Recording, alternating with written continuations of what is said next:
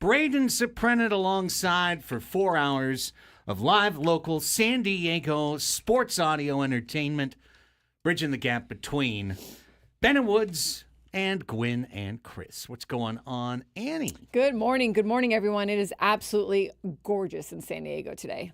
Perfect. Beautiful day. Yes. Hope people get to go outside and enjoy it a little. Especially since the rest of the country is not enjoying this. It's great weather for us. Isn't that what we pay for? That's right. I'm never going to apologize for it, you know?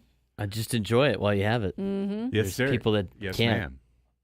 Feels like 1 degree in Nashville today. Good luck to Oh, no. all y'all out there. 1 degree in Nashville? It feels like 1 degree in Nashville. I think it's 15. Oh, but it feels like 1. But it feels so like that's- 1, so that's even worse. I think TCU canceled their classes this week. Oh, because it was wow. so cold. Rough. Yeah, we don't have it that rough at all. What's the temperature right now? 70-something? 64 according to my watch. High of 73. It's going to be like that in Tucson this weekend too. Can't be me going It down to the is south. nice. Winter weather. Braden's last show of the week. Yep. Braden headed to Tucson. You guys Who's have a in half tomorrow? show left. Probably Frank. Okay. Yeah, I would guess Frank, maybe Adam, who knows? Adam usually has work from home on a Friday, so I don't know. Maybe Frank. Could be Frank. Either way, we'll be just walking you up to Jesse and Tony tomorrow, doing Short show tomorrow. our first pregame show of the year. The pregame show. Get the air horn out. Can't wait for that. Hang the banner. Looking forward to that. But you know what happens is because tomorrow's a short show, because we're missing our regular elements tomorrow, because we're really not going to be able to have guests tomorrow because it's such a short program. It's all collapsed in on today. And today is the overstuffed burrito version of Annie and Elsten. You've all had that burrito that you start to just grab it and things are already falling out the top because it's so chock full of good stuff. You're going to need a knife and fork for today's program. That's my point. Smothered in sauce. Yeah, this is a knife and fork show. This is not an easily edible show. You need a knife and fork. Here's what we got going on. Not today. eating on the run with us today. You probably do. Yeah. Today, yeah. Eat big early and then light late. Yes. That's the idea. Okay. That's the plan. Tyler, throw back to old Chipotle portions. Exactly. I remember how it used to be. Yeah. 100%. Remember how it used to be back in the day. Well, Pepperidge Farms remembers. today is going to be pretty much our San Diego FC preview show for their first match. Tomorrow will be much more Padre focused as they lead into their Cactus League opener. But Sunday, San Diego FC plays their first match that counts. They are at LA Galaxy. That match from, I believe it's at 4 o'clock on Sunday when it kicks. It will be on Apple TV Plus on the MLS Season Pass. Coming up at the bottom of this hour, we are joined by the number one voice of Major League Soccer on MLS League Pass. He calls MLS Cup games. He calls the All-Star game. He calls CONCACAF games. Jake Zivin, who works with Taylor Twellman as the number one broadcast team for Apple TV Plus. They will be in Carson for Galaxy SDFC. Looking forward to chatting to Jake, Annie, almost as a semi-MLS 101 segment. Like, what are we expecting? It's the 30th year of MLS, 30 teams now. San Diego's the 30th team. The broadcast situation, I heard the boys talking about it this morning. Okay, are they all on Apple? Is there something somewhere? Where am I going to see this all? So Jake, he used to be the Timbers announcer for several years. Now he's worked for the league for several years, so he should be able to have kind of a broad view of where the league's been, where the league's going. What can we expect here in San Diego? So we'll do that at 10:30. Coming up at 11, Padres Deep Dive Hour, the latest from Padres spring training. Let me see if I've heard back from Sammy will be joining us in the 11 a.m. hour. We had originally had him scheduled for 1, but it looks like he's going to be raring to go during the Deep Dive Hour. So we'll talk to Sammy during that hour. We'll bring you the Daily Shilt during that hour. We'll get you anything else that we've got from spring training today. I know yesterday Sammy talked to Terso Ornelas. I think today he talked to Mike Brasso. So a couple of guys that are, either the number 3-4 hitters for El Paso on opening day, or they could be fighting for one of those last bench spots in San Diego.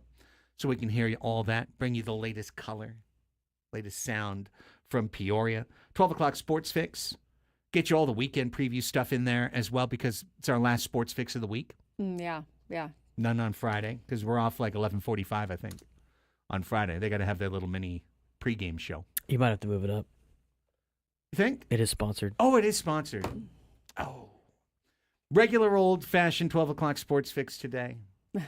To be followed by the 11:30 a.m. Sports Fix tomorrow. There you go. There you go. Brought to you by the Craft Taco. Craft Taco, you did it. You got another serving of the fix. So anyways, we'll do that. 12:20, return appearance to the show, B.J. McPherson, San Diego Gulls color commentator since they've come back in 2015. He's in his 10th year of doing that. Before that was a star for the San Diego Gulls on the ice. He's been a San Diegan through his life, but did grow up in Toronto. Did grow up in Ontario. So we'll have a Canadian on for a USA-Canada preview. I'm already planning my evening, Annie, around this 5 o'clock face-off for USA-Canada. Should be fun to watch. Yeah, there it is. Get fired up. TD Garden in Boston's going to be rocking. Put a hockey stick in my hand, send me off to a foreign land. Although they're in Boston, but still. They're shipping off to Boston instead. Team USA. Let's go Team USA. We'll talk to BJ about it, what makes this game so important, what makes it so special. When I chatted it, when I texted him yesterday, I'm like, would you want it? He goes, oh boy, would I? That's how he responded. So he's fired up to talk some USA-Canada hockey. We'll talk to him at 12:20. Fast Money at 12:40. That'll be the last silly game of the week. I know that for sure, because Jesse and Tony aren't going to play one in the third inning. Not that we know of. I mean, they could do the incorporator. That's pretty silly. Yeah. But, so we'll play Fast Money. We'll play the bonus round from the Family Feud game show coming up at 12:40. One last chance this week. It is an exhibition, so. Well, yeah, you never know. But your chance to get qualified to go see Motley Crue in Las Vegas coming up at 12:40. And then at 1:20 today, the head coach of San Diego FC, Mikey Varas, will come back on the club. We've had him on several times before. But here, first time with an actual match. Yeah. Dead ahead. Game plan is already in.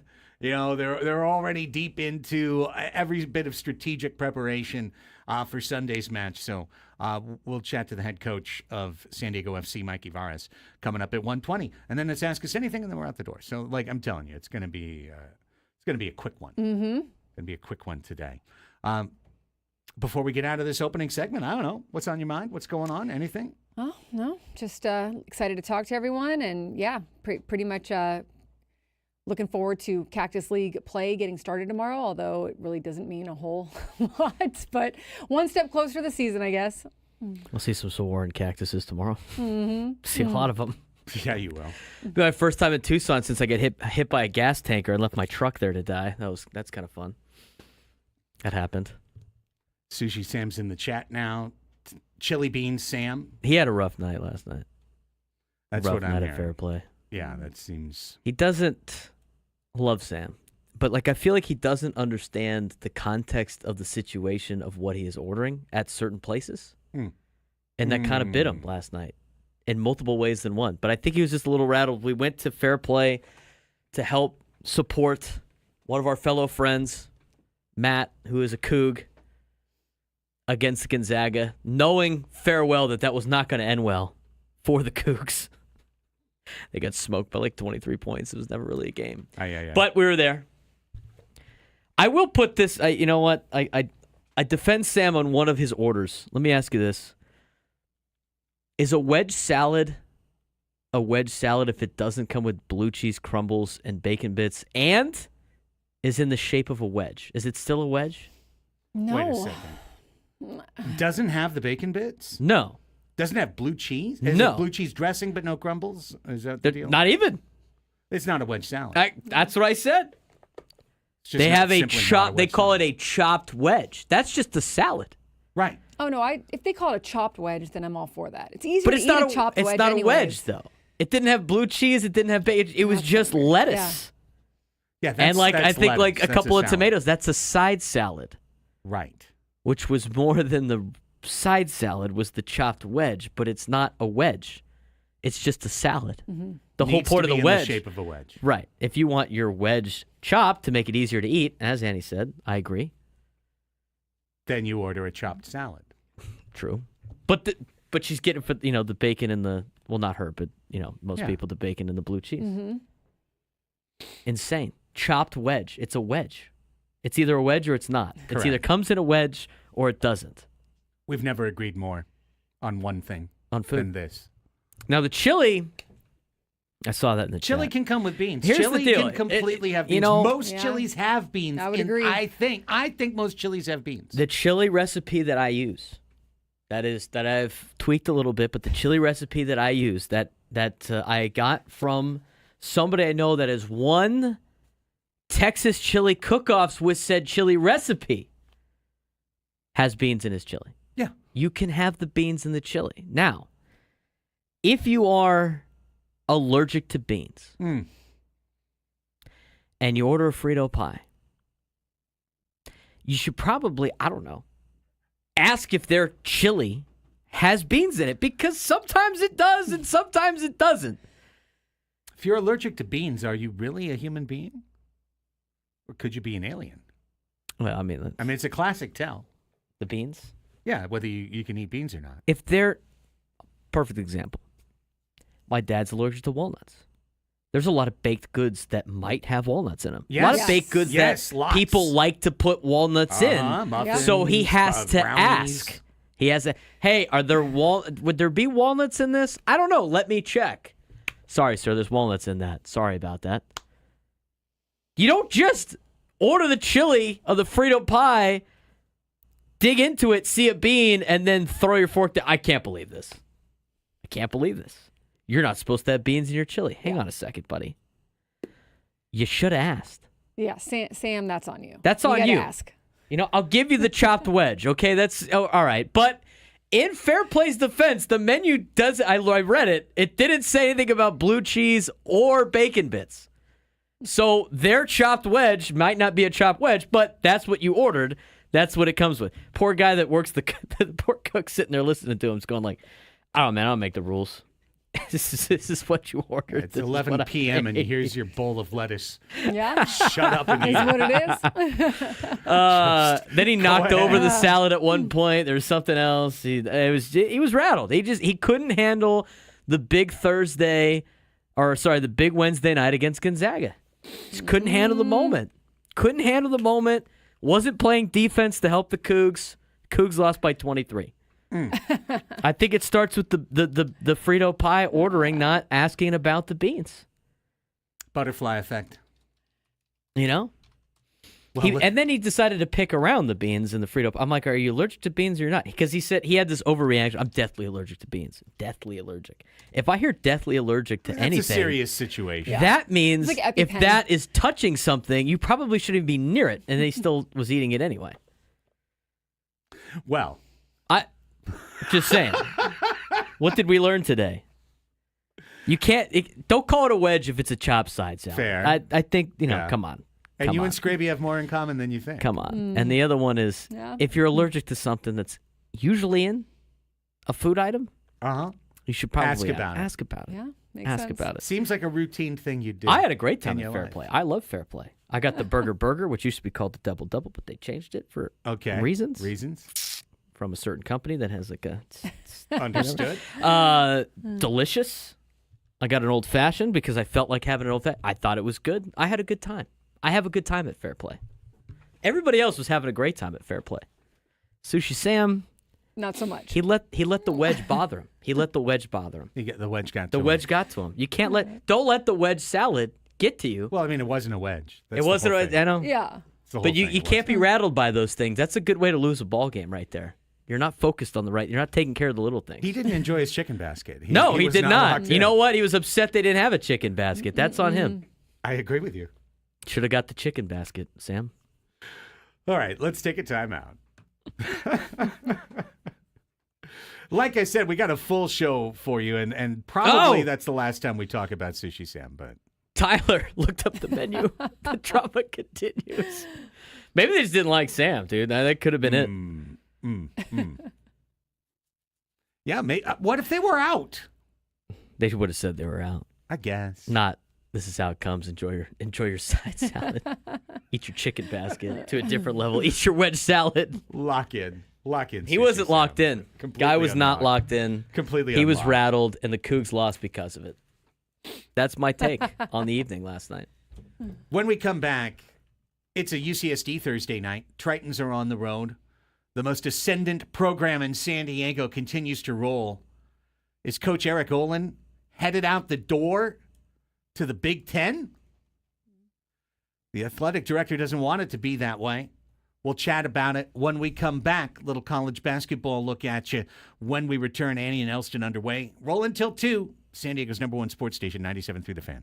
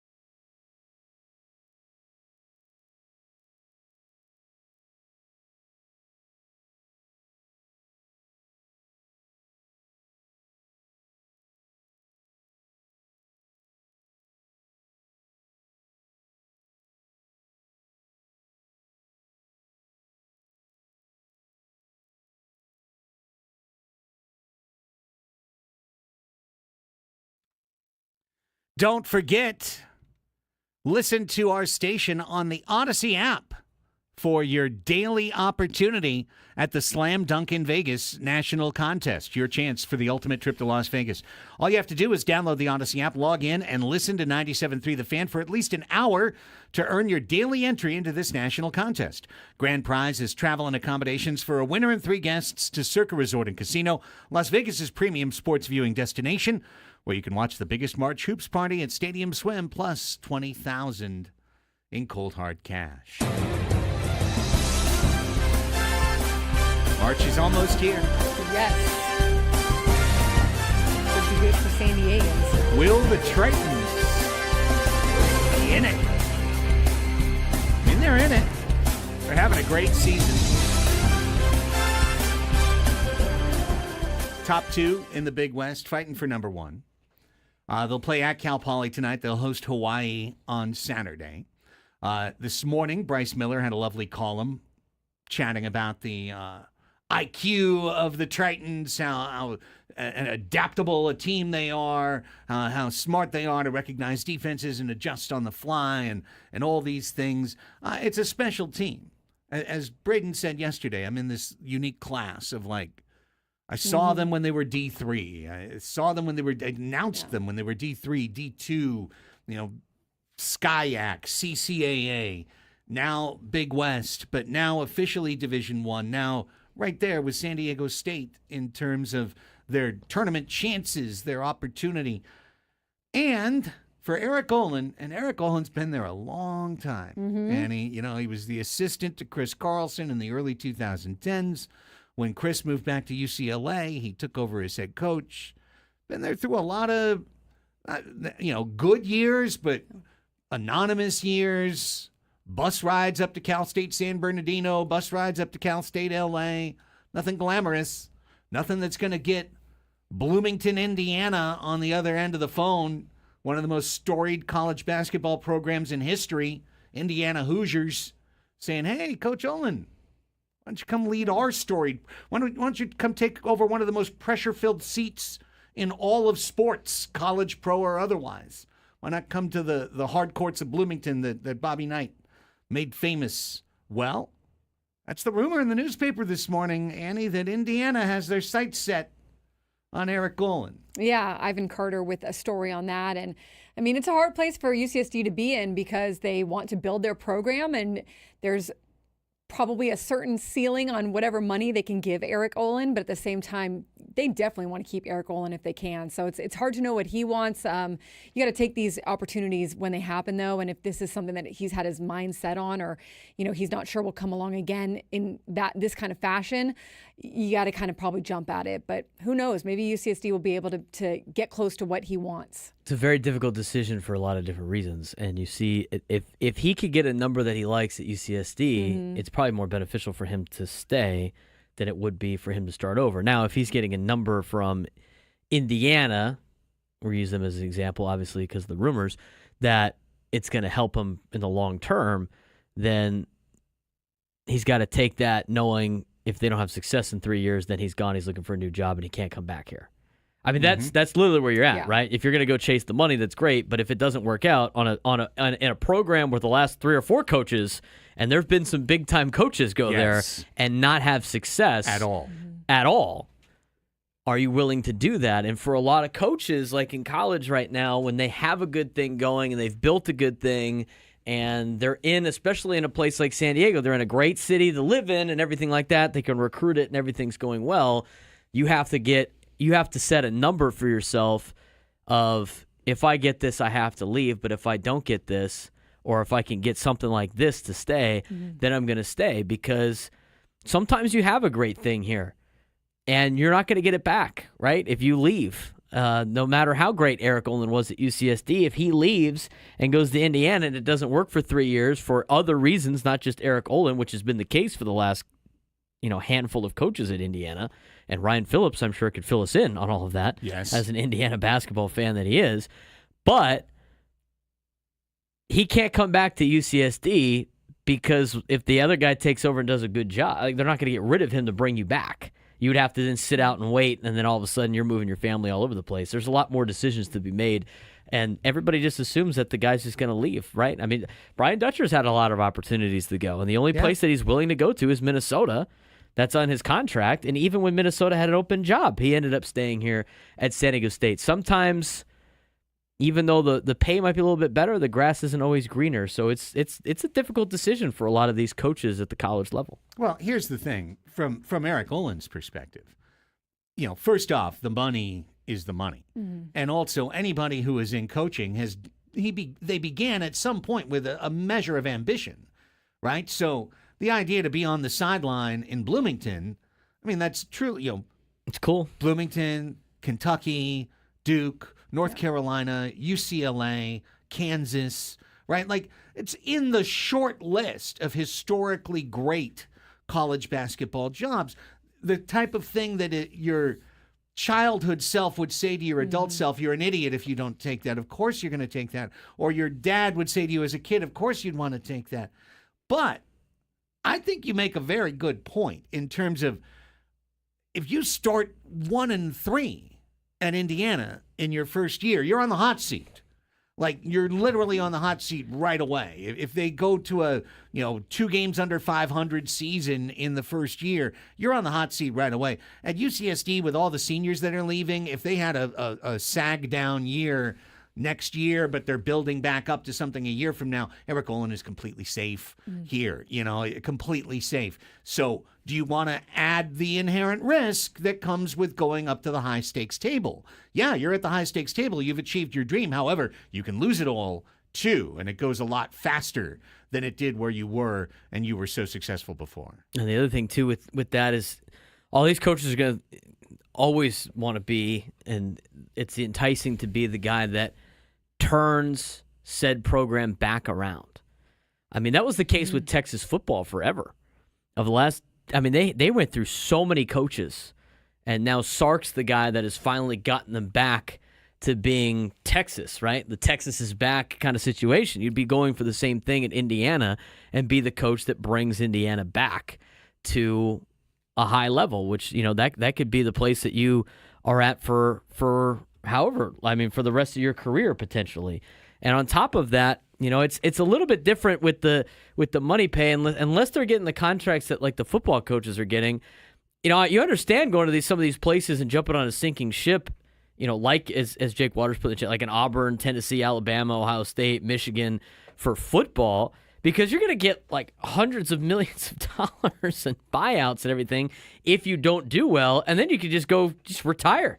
You don't need a coach anymore. But for basketball, it might be a little different, and you got to be able to put yourself in a position where you're willing to deal with what Indiana has. And right now, based on the track record of Indiana basketball, it might not just be the coach. There might be some administrative issues that's holding them back, and you got to be able to sign on with the school that's going to give you the support that you need in order to win. And that's half the battle in finding jobs as a coach at any level in that involves schools, high school, college, whatever it may be.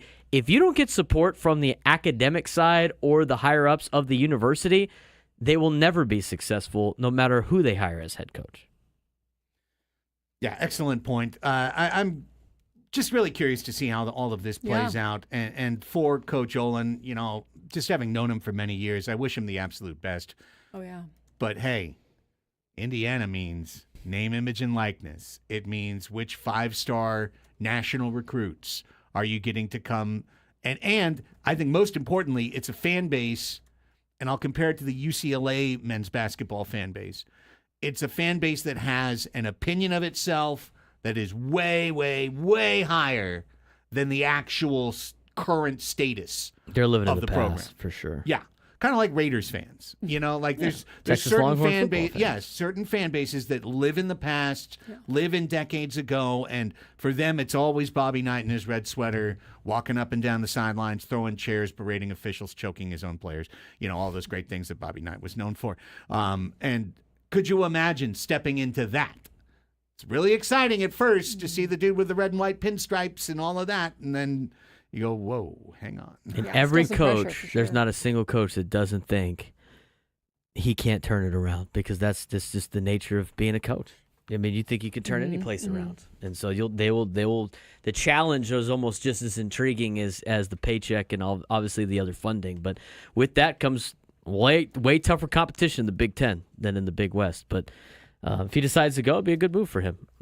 Let's take a quick time out. When we come back, we're going to welcome in the lead voice for Apple TV Plus's MLS coverage. Jake Zivin is going to be announcing San Diego FC and LA Galaxy on Sunday. He'll chat with us next. Annie and Elsten, San Diego's #1 sports station, 97.3 The Fan.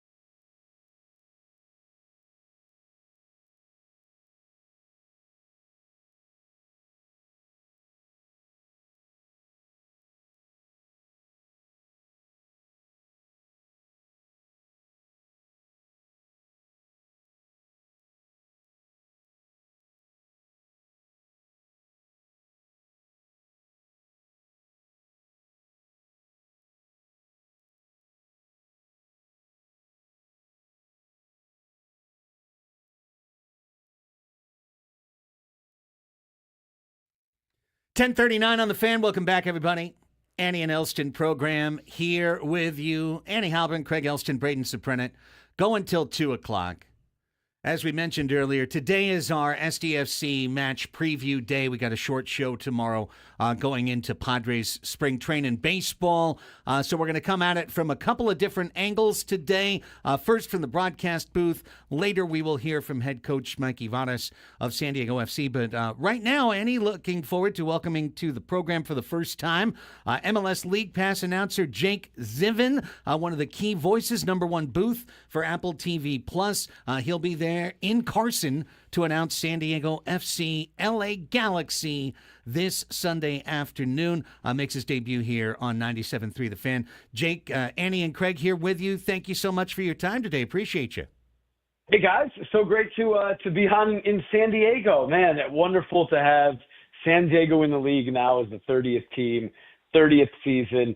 Can't wait to get down there on a regular basis for road trips. We'll be a little bit north, of course, this weekend in LA, but man, really excited for Sunday. Yeah, Jake, absolutely. It's a tough assignment, I'm sure, but someone's got to do it, right? So, so Jake, as this team starts to get off the ground and gets ready for its first game, what do you usually expect from an expansion team as it tries to make its name known inside the league and as it tries to just kind of get its own footing, having recently just been put together? Yeah, and it's hard because we've seen so many different expansion teams, both from kind of method and plan of how to build the team, and then results on the field. I think San Diego FC hope that they're more in the mold of an LAFC, an Atlanta United from, 6-7 years ago. Even St. Louis, who 2 years ago were an expansion team that everybody picked to finish towards the bottom of the conference. And they won the West. They're the only expansion team in the history of North American sports to win their conference in the regular season in their first year. And nobody expected that. I think expectations for San Diego are probably in the middle, maybe not quite as high as LAFC or Atlanta, certainly not as low, I don't think, as St. Louis. But I think they hope that they can surprise people like St. Louis did with the build. One thing that they absolutely got right from the get-go is that star, right? Chucky Lozano, to build this team around, to build excitement around in that market. He is a superstar, and that has been a winning path, so to speak, for expansion teams on and off the field in MLS. That makes a ton of sense, Jake. And I'm curious because here in San Diego, of course, San Diego FC is built upon the foundation of the Right to Dream Academy and on what they intend to create over the course of years, decades, creating a pipeline for Tijuana youth, creating a pipeline for San Diego youth to all come together in Singing Hills, their new team facility, and to then create, maybe I've heard them compare themselves to Ajax, create an incredible selling situation that could benefit the club for years to come. But when you're doing something that's kind of such a slow play, it makes me wonder what year one is going to look like. Yeah, of course. Look, and I think the way that MLS is set up, every team has to kind of find their spot in that spectrum and in that balance, right? Because you're still a professional sports team in a North American market that maybe isn't quite used to that concept of creating a really good player and then moving on from that really good player. That doesn't happen in the NBA, right? Unless you're the Dallas Mavericks. But you want to keep your best players. You know what I mean? Theoretically, and you do for a long time. However, in soccer and world football, that's different. And it's part of the economy of the world game, creating an academy and being able to sell players, and it can really help a club. The Right to Dream Academy, obviously, is the DNA of San Diego FC. So certainly we expect long-term for them to be more on that side of the spectrum of a team that's going to try to sell players, try to be a destination for good, really young players to come into their academy, develop, and then advance in their careers. And for some of those players, that advancing in their careers might mean being a star on San Diego FC in MLS. For some, it might be going overseas. But you still also have to have, in the meantime, and even during that time, a really competitive team on the field. You mentioned Ajax. They're known, of course, in Europe. They're a Dutch team for being kind of one of the best academies, if not the best academy in Europe, creating the superstars throughout Europe that then go on to other teams. They're also the best team in the Netherlands historically, right? They win a lot of championships. So, that's the balance that San Diego FC will try to hit. And at least to start off, right, it's got to be more winning on the field, because it's going to take years for that academy to, come to fruition. Yeah, and Jake, speaking of that roster, how does it look to you in terms of competitiveness and balance? How does it look as a whole? Yeah, I think digging into it, in this preseason and watching them in the preseason, it honestly maybe even better than I had realized when the signings were trickling in. There's a heavy Danish influence, of course, and the guys that they brought in, like an Anders Dreyer, he's got big time experience and has had a ton of success in leagues in Europe where we've seen success translate to MLS. A player named Evander, who's now on Cincinnati, was just traded from the Portland Timbers to Cincinnati. He was an MVP candidate last year for Portland. There was some drama there. Now he's in Cincinnati, but he came from actually the same club 2 clubs ago for Dreyer. They were teammates at Midtjylland in Denmark, and he hit the ground running in MLS and has been a superstar in this league and has been really talented. We've seen that a lot, right? And so the types of players that they've signed, those profiles, they tend to succeed in the league, but expansion teams it's hard, right? You're starting from scratch. So we'll see, but I do think that they've put together what seems to be a coherent roster. Certainly their last preseason result, a 6-0 win over the New York Red Bulls, the defending Eastern Conference champions. You never want to, think too much about a preseason result, no matter what sport it is. And spring training is about to start for the Padres, right? Like, you're not going to care what their record is in spring training. However, for a new team, that result's going to kind of open some eyes up and might, portend some success in the future.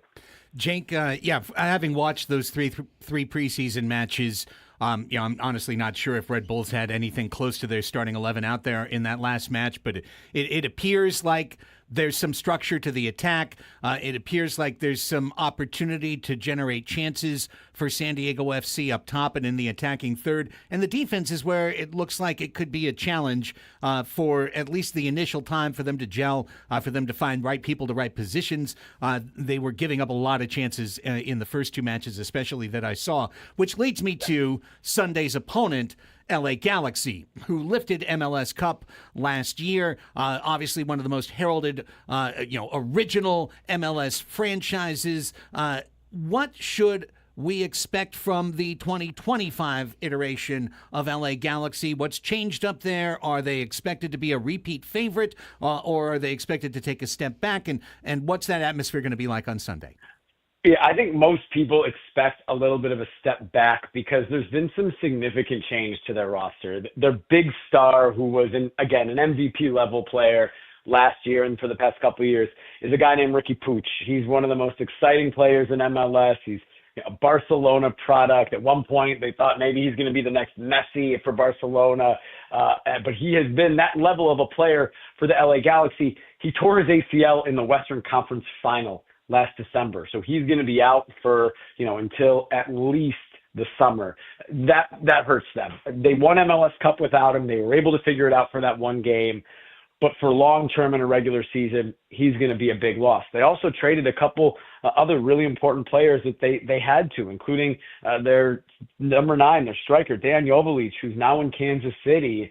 It's a salary cap league. They had to make difficult decisions. Guys earned new contracts, right? And can't kind of fit it all in. So I think people expect them to take a little bit of a step back, but they're going to be still in the upper tier in the Western Conference as far as preseason expectations are concerned. It should be a party on Sunday night. They're going to have the whole pomp and ceremony of a team that are the defending champs being welcomed home for the first time in 2025. And it's the beginning of a new rivalry, right? I mean, there's an inherent natural rivalry with San Diego FC and both the LA Galaxy and LAFC, and this is the first time we get to see it. So San Diego should expect a great atmosphere, a really good team. Even without Ricky Puig and a couple changes, they should be really, really good this year, the Galaxy. So it's almost as tough of a task as you can ask for a first game in franchise history. Yeah, it should be a really good atmosphere. And Jake, as you just kind of take a look at the league as a whole, what are some of the storylines that you're following? What are some of the things that you think might be a little interesting for viewers this season? Yeah, look, it's the easy one. It's the obvious one, but it's Inter Miami, and it's Lionel Messi. He's the greatest player of all time. He is still playing at a ridiculous level. He scored an incredible goal last night in probably the coldest game of his career in Kansas City in the CONCACAF Champions Cup, which is North America and Central America's version of the Champions League, the UEFA Champions League that you hear so much about. So for those that don't know what the CONCACAF Champions Cup is, that's what it is. It was their first competitive game of the season, playing in freezing weather, scored a wonderful goal.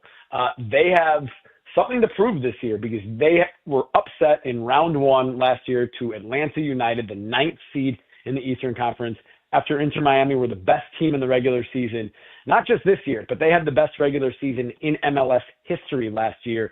That earned them a trophy called the Supporter Shield. And in a lot of leagues around the world, that means you're the champion. Not in MLS, right? Again, it's American, it's North American. There are playoffs. And they were upset in round one in the best of three series. So kind of their redemption tour. And we're not going to really see that until the playoffs again, right? Because that's when kind of the pressure is going to be on to prove that, last year was a fluke and that they can do it and win an MLS Cup. That will be their goal. But no doubt, that's the number one storyline league-wide.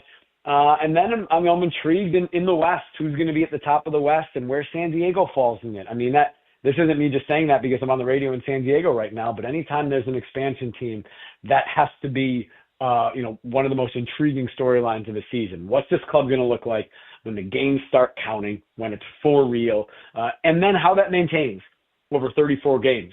Because, again, you're starting from scratch, so they're inherently not going to have the depth that a LA Galaxy are that are in their 30th season, right? And they, tweak the roster year after year and add here and add to some depth and figure out where they need pieces.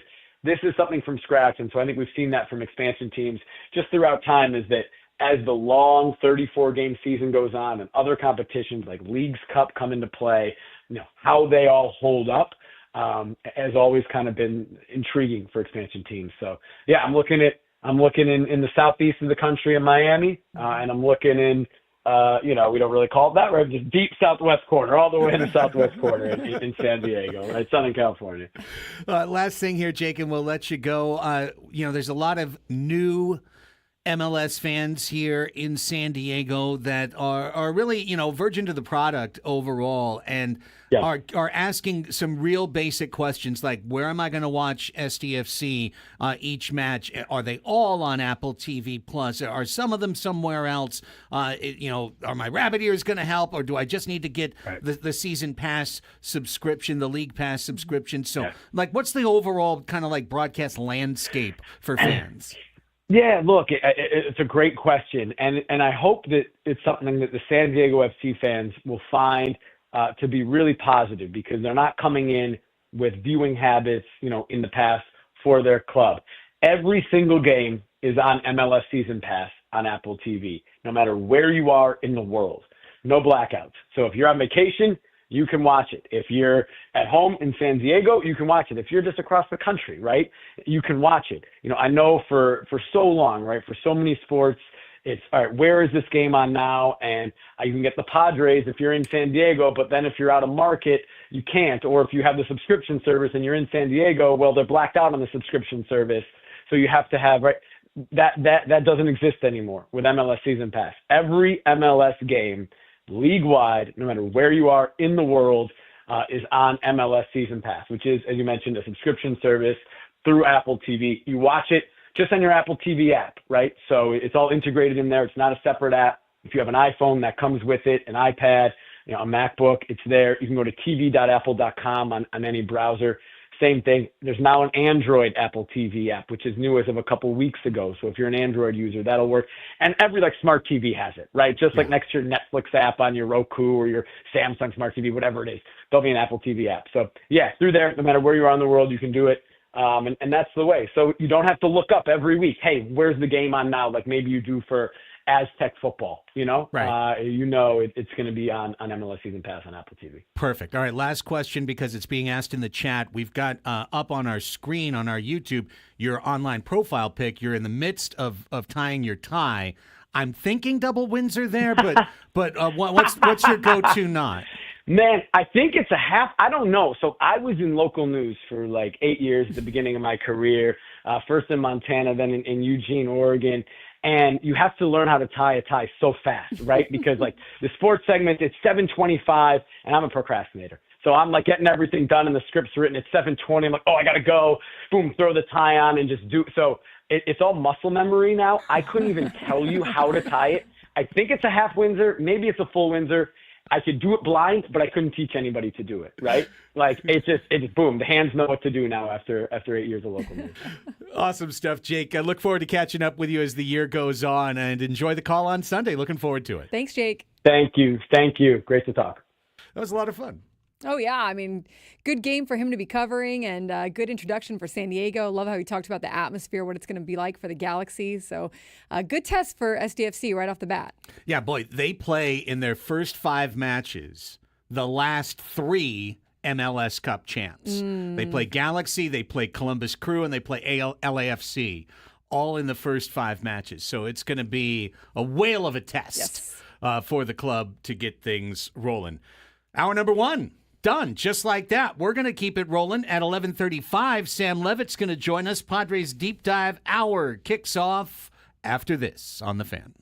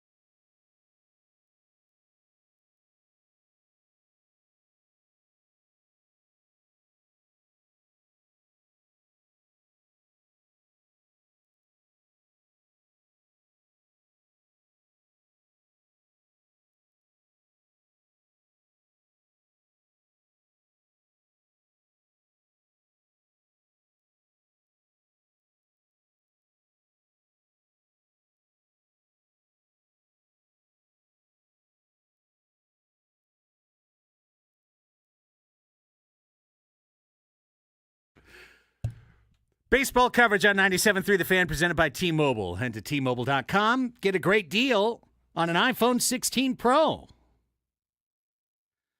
You and I are seeing the exact same clip right now, Braden, on social media. Which one? Brett Beatty. Oh, yeah. I saw it this morning, and then I resaw it again right now. Brett Beatty, a prospect third baseman for the New York Mets. Brett Beatty. Who wore, and I did put it in the past tense, number 22. He was number 22 on the New York Mets. Obviously, Juan Soto signed a $765 million deal, no deferrals, to be a New York Met. He wanted to keep wearing number 22. So he bought Brett Beatty a brand new Chevy Tahoe and wrote on it in put a big red bow on the hood, and then on the back in kind of like that puff script like you see people do for my son's an La Jolla All-Star. Yeah, or Right? It says, thanks for number 22 on the back windshield. That's great. Yeah, these are always so good, these gifts for the numbers or what they end up buying. And, I mean, he can afford it, so pretty he could good. buy the entire team. Yeah, cars. exactly. Yes, Wouldn't he even still make a not dent. have any problem. Yes. Wild. Pretty amazing. At the very end, he points at the little cartoon drawing on the back. Look, thanks for 22. It's even done all puffy. Serious 8th grade energy from that. But, that's a new standard for Juan Soto. But I think when you sign an over $700 million contract, the price goes from suit or watch or lovely steak dinner, which was kind of, I think the old asking price was somewhere around a Rolex or a brand new suit, something like that. Now we have a house in Coronado. Right. Now we've moved all the way up to a brand new SUV. Yeah, pretty nice. I mean, that's a great gift. I just like how he's in full game uniform for the entire thing. Yeah. So great. Cool one. Good on you. Good on you, Juan. Good on you, Juan. Cool for you, man. Hey, we got Michael King still. For another year. Yes, we do. Yeah. We got Johnny Brito and Randy Vasquez even longer. Let's go. Hey, I'm sure they got something nice. Signing Wandy Peralta. Did you just pretend it was part of the trade? We don't have that much sound right now, Annie. We have no Daily Shilt. The Daily Shilt has yet to be created. Yeah. And what we do have is a clip of Manny Machado taking Wandy Peralta's soul. He had like a 7,000-foot home run of Wandy Peralta. Oh, wow. Yeah, Okay. that was hammered. Yeah, absolutely. I'll show the blistered. YouTube people. Yes, please let the YouTube folks see. It's Rick Vaughn and Dave Parkman. Yeah, it looks like a 91-mile-an-hour outside fastball. Chest high. I call it the Eliminator. Oh, is that what you call it, Wandy? Yeah. ABS system did not need to be See ya. used on this. Instead, a NASA tracking system had to be used. Wandy just smokes it. The way Wandy watches it is so funny. Wandy's like, He's like, wow, you crushed that. Did you really just... It's like a 480-foot home run. I'll play it one more time with sound. The sound's great. You hear the bat. Let's hear it. Let's see it. You hear the crowd. Yeah. Oh, wow. Hear that one guy go, uh-oh. Hey, this Manny guy's kind of good. Good times. Good times. So as that stuff rolls in, we'll obviously bring it to you. If we get it before the hour's up, we'll ship it to you direct. And Sammy Levit will join us at the bottom of the hour. His regular, 2 or 3 times a week appearances while he's in spring training. He'll chat to us about a half an hour from now. So all of that's still to come. Not really a ton of Padres news. We can chat to him about, tomorrow's pitchers, which is a large group of semi-known prospects. Yeah. Like nothing really that's gonna, get you super fired up unless you're deep into it. But nonetheless, we'll play baseball tomorrow at 12 o'clock here on The Fan. So that leads me to a thought I had this morning. Because I don't know if you saw, but Ken Rosenthal, latest column, of course, writes something all the time, and only occasionally can he trash the Padres or Manny Machado or malign everyone's intent. So other times he writes about other things. And this time he wrote about Vladimir Guerrero Jr. and basically calling out the Blue Jays, saying, how did you let this come to where we are now? Which is Vladimir Guerrero is 25. Vladimir Guerrero is in the last year of his club-controlled contract. He's going out to free agency. They've had 2 or 3 goes at trying to agree on a contract extension. They're not there. There was a deadline that Vlad set for the end of last week to let's get something done, let's get something on paper, or else nothing else the rest of the year. Nothing else the rest of the year. We get past this day, I'm locked in on baseball. I'm locked in on having the best year I can have, and then I'm going to go to market. And there's going to be 30 teams that can bid on me, and maybe 3 that can afford me. And you're probably not going to be one of them, Toronto. So, okay, it's an unfortunate situation. It's a classic situation. And Annie, it's one that the San Diego Padres used to confront throughout their franchise history. Because pretty much other than Tony Gwynn, they didn't have anybody that they could draft, develop, turn into a star, and keep. It was always, 2 years of control left, year of control left, time to trade him, time to move on because we never get a chance to sign him. And I just couldn't help but think about the fact that Dominican Republic star Vladimir Guerrero Jr., son of a major league entrenched player, and Dominican Republic star Fernando Tatis Jr., son of an established MLB player, both age 25, both came up at the same time. One of them's headed to free agency and can't come up with a deal with his club. One is a Padre for life and signed a statute contract 2 years into his service. This is what I'm driving at. How different a year would this be if the whole year was, well, is Toddy going to sign? Is Toddy going to go? Are the Padres too cheap? Is Toddy too greedy? What's the line going to be? Why didn't we get it done? Now we got to trade him. Why didn't we trade him before? That would have been the whole year. And it's not. Yeah, that would have been so tough for Padres fans. You would have just been wondering if a deal is going to get done or if he's going to be willing to negotiate during the season or would it happen in spring training or after. But you would hate to see him hit the free agent market. And Vladimir Guerrero Jr., it's a shame for Toronto fans because this is a team that's been trying to throw money at people left and right, and they've missed on so many signings. And you could have gotten this done years ago, but they didn't, and I'm not exactly sure. I mean, I'm sure Guerrero's camp wants what they want, but still, it's a bummer that they can't get this done, and they're probably not going to get it done. I mean, I imagine he's going to go to another team. Yeah, I mean, at this point, right? At this point, you've had your chance, and I'm pretty sure that the pursuit of Ohtani, the pursuit of Soto, that part of that was, we're going to make this a destination, and then Vlad's going to want to be here, But honestly, the Blue Jays that's just what I keep thinking about because I've always kind of followed the Blue Jays at least a little bit for random reasons. I used to really like their radio broadcast. I'd listen to it on the app. Their colors are cool. They're harmless. They're across the national border. Yeah. They're never a rival to us in any way.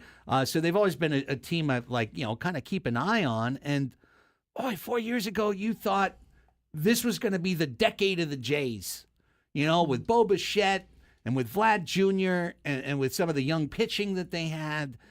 This was going to be a great team. And now it looks like Bichette's going to be gone. Vlad's going to be gone. Shohei didn't sign. Soto didn't sign. They got Santander. They picked up some stuff. They're not going to be a bad team, but they're not going to be a great team. And that's just, it's terrible to be stuck in that middle spot. Yeah, it's going to be a bummer for the Jays, but for Guerrero, he's going to make a lot more money than he would have made if he had signed when Tatis signed or if he had signed in that same kind of format, a few years into his arbitration years or into when the team could sign him to an extension. So he's going to end up making probably a great deal more, assuming he still, has a good season. And he did regress a little bit, but then came back. So I think that he's going to end up hitting the market and getting a good deal or a deal that's probably really beneficial for him, but it does suck for Toronto.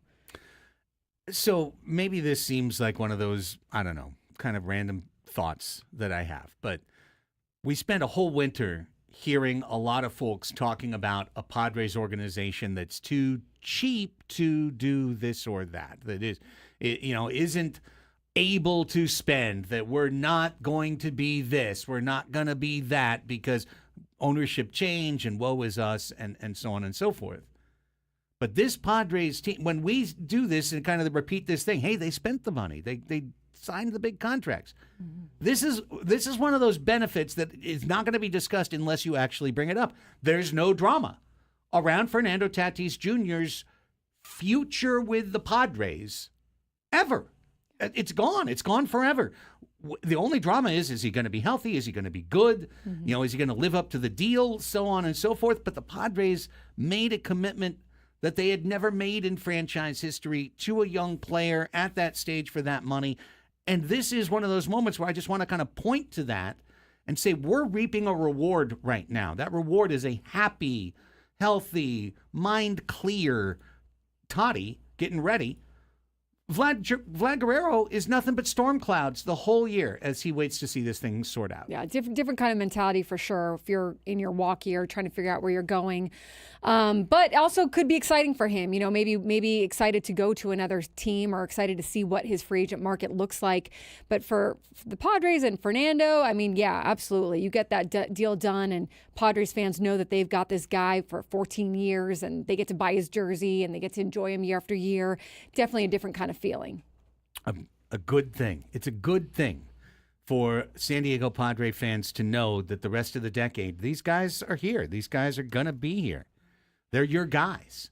And you go, oh, man, we're going to have to be. No, they're here. They get to. We're not talking about next year, and we have no idea who's going to be on the team because we let Manny walk 2 years ago, and this year Toddy's got to go. No one can sign an extension. No one's excited. Musgrove already left 2 years ago. We're trying to figure out who's where and who's what. No, that's not the case. Now, there's the reverse side risk of that. There's players aging. There's players underperforming. But the commitments are there. The commitments are real. Oh, yeah, for sure. You got a whole core there that's going to be with you long term. Kind of, just a play off of the Vladimir Guerrero news, but just something, something I kind of wanted to throw into Padres fans' minds. You're not dealing with this. And a lot of times we take for granted the problems that we don't have to confront. But here's a problem you just simply don't have to confront. And in Toronto, it's going to dominate the entire year. It's the whole year. Doesn't matter what happens on the field. The whole year is what's going on with Vladdy. Oh, there's 6 games over 500. Is that enough? Do we need to trade Vladdy?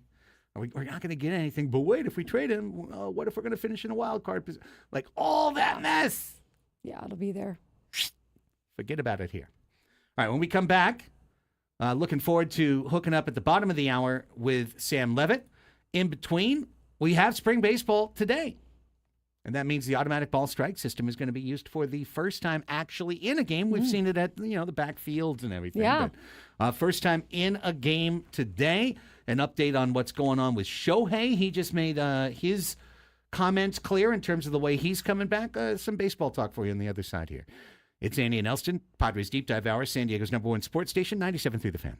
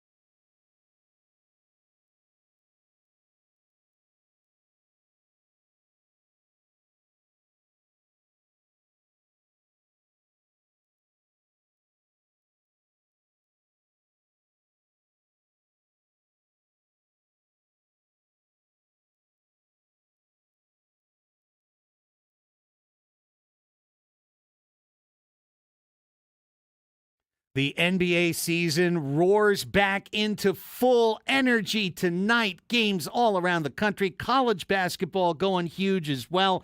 And Underdog is the place that you can turn your thoughts into cold hard cash. Want to win up to 1,000 times your money? You can do it with Underdog, now available to play in the state of California. All you have to do is play daily fantasy sports. That means you're picking between 2 and 8 players in a particular entry, and for each of these players has to be from at least 2 different teams, selecting higher or lower on one of their key stats, number of points scored in the game or rebounds, or how many three-pointers you hit in the first quarter, how many turnovers you have. Pretty much anything that you can imagine, Underdog's got that available for you so that you can turn your smarts into money. Millions of fans have already won billions of dollars making picks on Underdog. Here's what you got to do. Download the Underdog app. Sign up now using the promo code CRAIG, C-R-A-I-G. That'll unlock a special offer of up to $1,000 in bonus cash when you make your first deposit. Join in the fun. Sign up with promo code CRAIG. Must be 18 plus, 19 plus in Alabama and Nebraska, 19 plus in Colorado for some games, 21 plus in Arizona and Massachusetts, and present in a state where Underdog Fantasy operates. Terms apply. Void in Colorado. Concerned with your play? Call 1-800-GAMBLER or visit ncpgambling.org. In Arizona, call 1-800-NEXT-STEP or text NEXT STEP to 53342. In New York, call the 24/7 Hope line at 1-877-8-HOPE-NY or text HOPE-NY.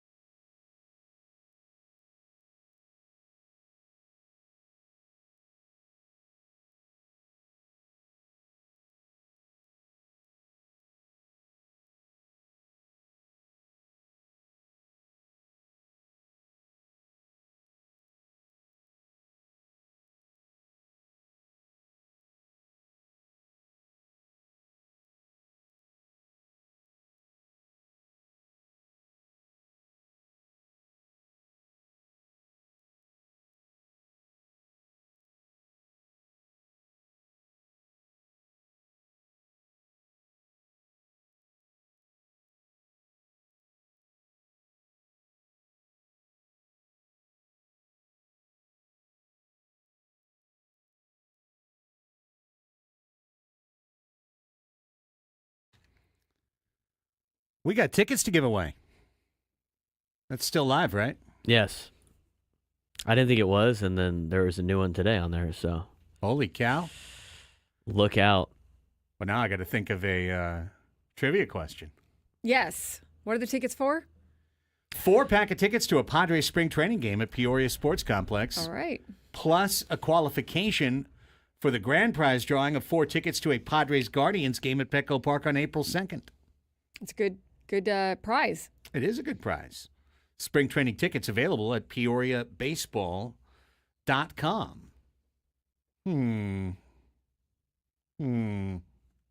Look up something really quick. Look up a trivia question. Yep. Okay. Is that really right? I have to look it up for sure. Hang on. Okay. I have to look it up for sure. So we're not having people call in yet. Not yet. Okay. Not Next yet. break. Next break. Next break. It's better than a break anyway. Yeah. I think so too. For sure. Well, Somebody starts as to we go call to in. as we go to break, we'll do it. I got to make sure I have the right answer, or else it's not a right question if you don't have the right answer. Yeah, you need to know the answer. It's fair, right? Yes. Seems like the right thing to do. Okay. I can tell you to listen to Inside San Diego Baseball with Sam Levit. It was on last night and is continuing to be on Wednesday nights from 7 to 9 p.m. right here on 97.3 The Fan and on our YouTube page. Sam talking all things Padres baseball, keeping you up to date on the latest rumors. Stay tuned for Sammy. He'll be coming up in the next segment of today's show, joining us live from Padres spring training in Peoria. In the interim, there will be baseball. First Cactus League game is today, and it's the 2 teams going to Tokyo. Oh, yeah. Cubs and the Dodgers get started early. Yeah. I mean, they started, I think, their spring training a little bit early, like the Padres did last year, getting everything going and just giving themselves a little bit more time because of the trip and the flight and all that good stuff. So, hey, I mean, I don't think the Padres mind missing this one this year around and just having a normal spring training, but it worked out well for the Dodgers last year. So we'll see if it catches up to them at all this year. Yeah, I guess we can throw away for all time if you play abroad, Yeah. it's going to mess up your season. Exactly. Like LA can just go ahead and hold up Rob Manfred's hunk of metal Yeah, and go. got rid of that excuse. Right. Yep, got it right here. Right, but they've got a lot of Japanese players that between these 2 teams that, at least for Japan, should make it an exciting series. Well, it's interesting that Yamamoto's going to face Imanaga in the first game, but that the Dodgers are talking about starting Sasaki in game 2, which, given that you have Tyler Glasnow and Blake Snell sitting over there, it's a choice to be sure. But of course, when first world problems. I wish we had Roki Sasaki issues and deciding when we were going to start him, but I get it. I wonder if these games are at 3 a.m. like last year's games were. Oh, I'm sure they will be, yeah. Yeah, 2 or 3 in the morning, yeah. What time is it in Chicago? Yeah, good question. Oh, well, no, it'd be not bad for them. It'd be, 5 in the morning for them. Yeah, So, Oh, that's not bad at all. yeah, that'd be kind of chill. Breakfast baseball. Yeah. Seems okay. I guess we need to be in Chicago for that. Meanwhile, Shohei Ohtani spoke to the media today and said, or via Will Ireton, his interpreter. Of course, he's got to use the interpreter. And apparently, his plan is end of the month, he'll begin to appear in games as a designated hitter. So he should be, ready to roll come March 21st or whenever it is that those Tokyo games are. But that he intends to pitch in May. That he intends to be back in the starting rotation in May. The Dodgers are going to use a 5-man rotation to start the year, and then when Ohtani clicks in, he'll just be added to the rotation. So it'll go Makes from sense. 5 to 6, and Yeah. they'll start to basically have one starter per game per week, except for a 7-day week. Yeah, it makes sense. There was a big article that was like the Dodgers have so many pitchers, but they're looking at Blake Snell as their workhorse. And when you're looking at Blake Snell as your workhorse of your rotation, that says a lot about, you have a lot of pitchers and the Dodgers know how to work this. So it's not like I'm sitting here going like they can't do it. Like they showed last year that they can, but they have a lot of pitchers, but none of them, a lot of them are coming back from injury and a lot of them are kind of more vulnerable to injury. And so they're going to go slow. So a 6-man rotation or however many men rotation they make it does not surprise me. He'll get a couple of practice starts in before he plays the Padres. Sweet. Yeah. Yeah, guess when the Padres play the Dodgers this year. Back-to-back weeks in June. Mm-hmm. Yeah. All our games are packed into the middle of the season. We don't play them at the beginning and the end like we always have traditionally forever. They'll be in the middle because whatever. Hey, basically playing a 7-game series like you would in the playoffs. Just unfortunately, you have to play the Diamondbacks in between. Oh, that'll be a fun little roll. Here's your fun week, or here's your fun start to June. At San Francisco, at Milwaukee, home for the Dodgers, day off, at Arizona, at Los Angeles Dodgers. Well, that's a fun stretch. After playing the Pirates at home, and who knows if Paul Skeens pitches against the Padres this year. Well, guaranteed he will because we missed him twice last year. That's right. So Then you got Royals, Nationals, Reds. Then you go to Philly. wow. Excited. I mean, wow. That's a meat grinder. yeah. And then after Philly, it's Texas, Arizona, Philly. All-Star break. Okay. Briefly, but am I crazy in this?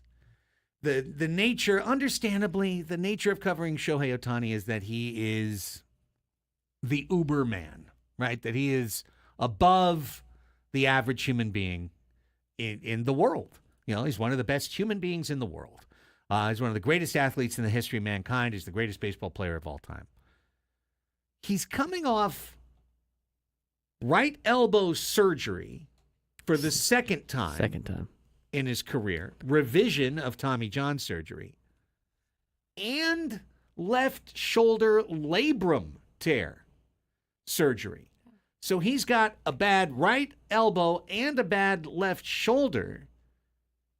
And I think people are just penciling in MVP 50-50, win 12 games on the mound, strike out 150, like it's automatic.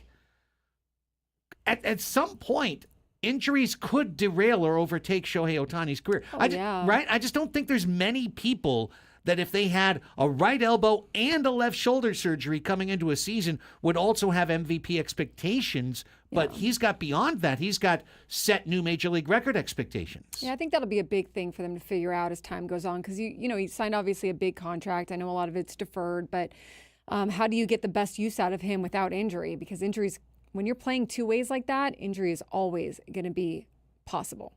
Well, apparently the guy can't park, so there you go. Here's Shohei Ohtani parallel parking, according to TMZ. We found something he can't do. I'm surprised he can't just press a button on his on his night on his What's he Tesla or driving? whatever he's got What is there. that? That's not a Tesla. No, you're right. I'm not a big car guy, but it looks nice. I mean, we're at this point now, TMZ Sports, we're just like filming an athlete parallel park. I definitely don't want anyone to watch me parallel park. You know what? The more people that watch, the worse your parallel parking gets. The pressure gets to you. That's what you have to do. Boy, he you have really to try is to. bad at this. It's not very good. It's just not very good. If you want to see it, it's online at TMZ Sports on Twitter. But we found something he's not. I mean, he's not perfect at. He used to have Ipe Park for him. Yeah. Look at that. That's kind of cool. Look at the black mat. I did it. Yeah. All right. Sweet. I tell you what. Most people can't really parallel park when people are watching. You got to be locked in. Yeah. Too much pressure. It's like Maybe shoot a free his shoulder throw. was bothering him during the. Maybe that was parallel his park. elbow. Couldn't fully. All the rotating of the. Yeah. You know, maybe. Imagine being in Arizona. Like, this is such a weird thing. Spring training all in the same city. I mean, could you imagine if half of Major League Baseball was just in San Diego for a month? And you Pretty just see sick. all these guys all over the place? Yeah. That'd be pretty sick. Right? I mean, Shohei's just going to get, like, food and somewhere in Arizona, and he could, like, run into somebody. I mean, Luis Arias and Kyle Higashioka had dinner last night. On 2 different days. Like, there's just all these baseball players all over the place in Arizona right now. Could you imagine if that was here? That'd be so cool. Yeah, I would. I guess it's a perk of living in the desert. Exactly. Well, there's a couple, and then that's it. And then It's just these 2 months. And the then problem is, in a month, all the players leave, but the sun does not. the sun stays longer. Keeps getting higher in the sky and hotter, and that's why I'll never live in Arizona. Well, I saw that Matt Waldron is the probable starter for Saturday's game. He is. Yep. And I think it's interesting. Mike Shilt did talk about Connor Joe and Jason Hayward not calling it a platoon. I think this might be Hayward's job to get. I think they want to give him the chance to compete for that left field spot, and then maybe work some other guys in there. But will be interesting to see if they actually make that a platoon or they make that Hayward's actual spot, at least to start. I don't have to believe what Mike Schultz says about this. right? I mean, he'll say whatever he wants to say, but He doesn't give you a lot of things to believe. yeah, he'll say whatever he wants to say because I think he feels like if he says that it's a platoon, that in some way that's insulting to the players or to the history of Jason Hayward's career or whatever. But you know what Jason Hayward was in the last 2 years in L.A.? A platoon. Yeah. He was. He platooned. That's what he did. And before that, he was a struggling full-time player because he shouldn't play against lefties. So he'll platoon here. And if he doesn't, I will be on the air criticizing Mike Shilt for not platooning Jason Hayward because that would be a poor use of his resources. If he doesn't give Connor Joe at bats against lefties, that's silly. Yeah, I think you're right. I think that because he says we got a left-handed, right-handed combination. It can clearly work. I'm not saying it will be a platoon role, but it has the potential to be a platoon role. It's probably going to be a platoon role. You know Shilty. You know Mike. Mike just, he doesn't want to say it. He doesn't want to say what he's going to do. Yeah. He's just going to do it. Let's take a time out. We're going to get plenty more Padres spring training coverage right after this quick break because Sam Levit is standing by live for another Sammy Spring Training segment. And we're going to bring it to you as the Padres Deep Dive Hour rolls on. It's Annie and Elsten on The Fan.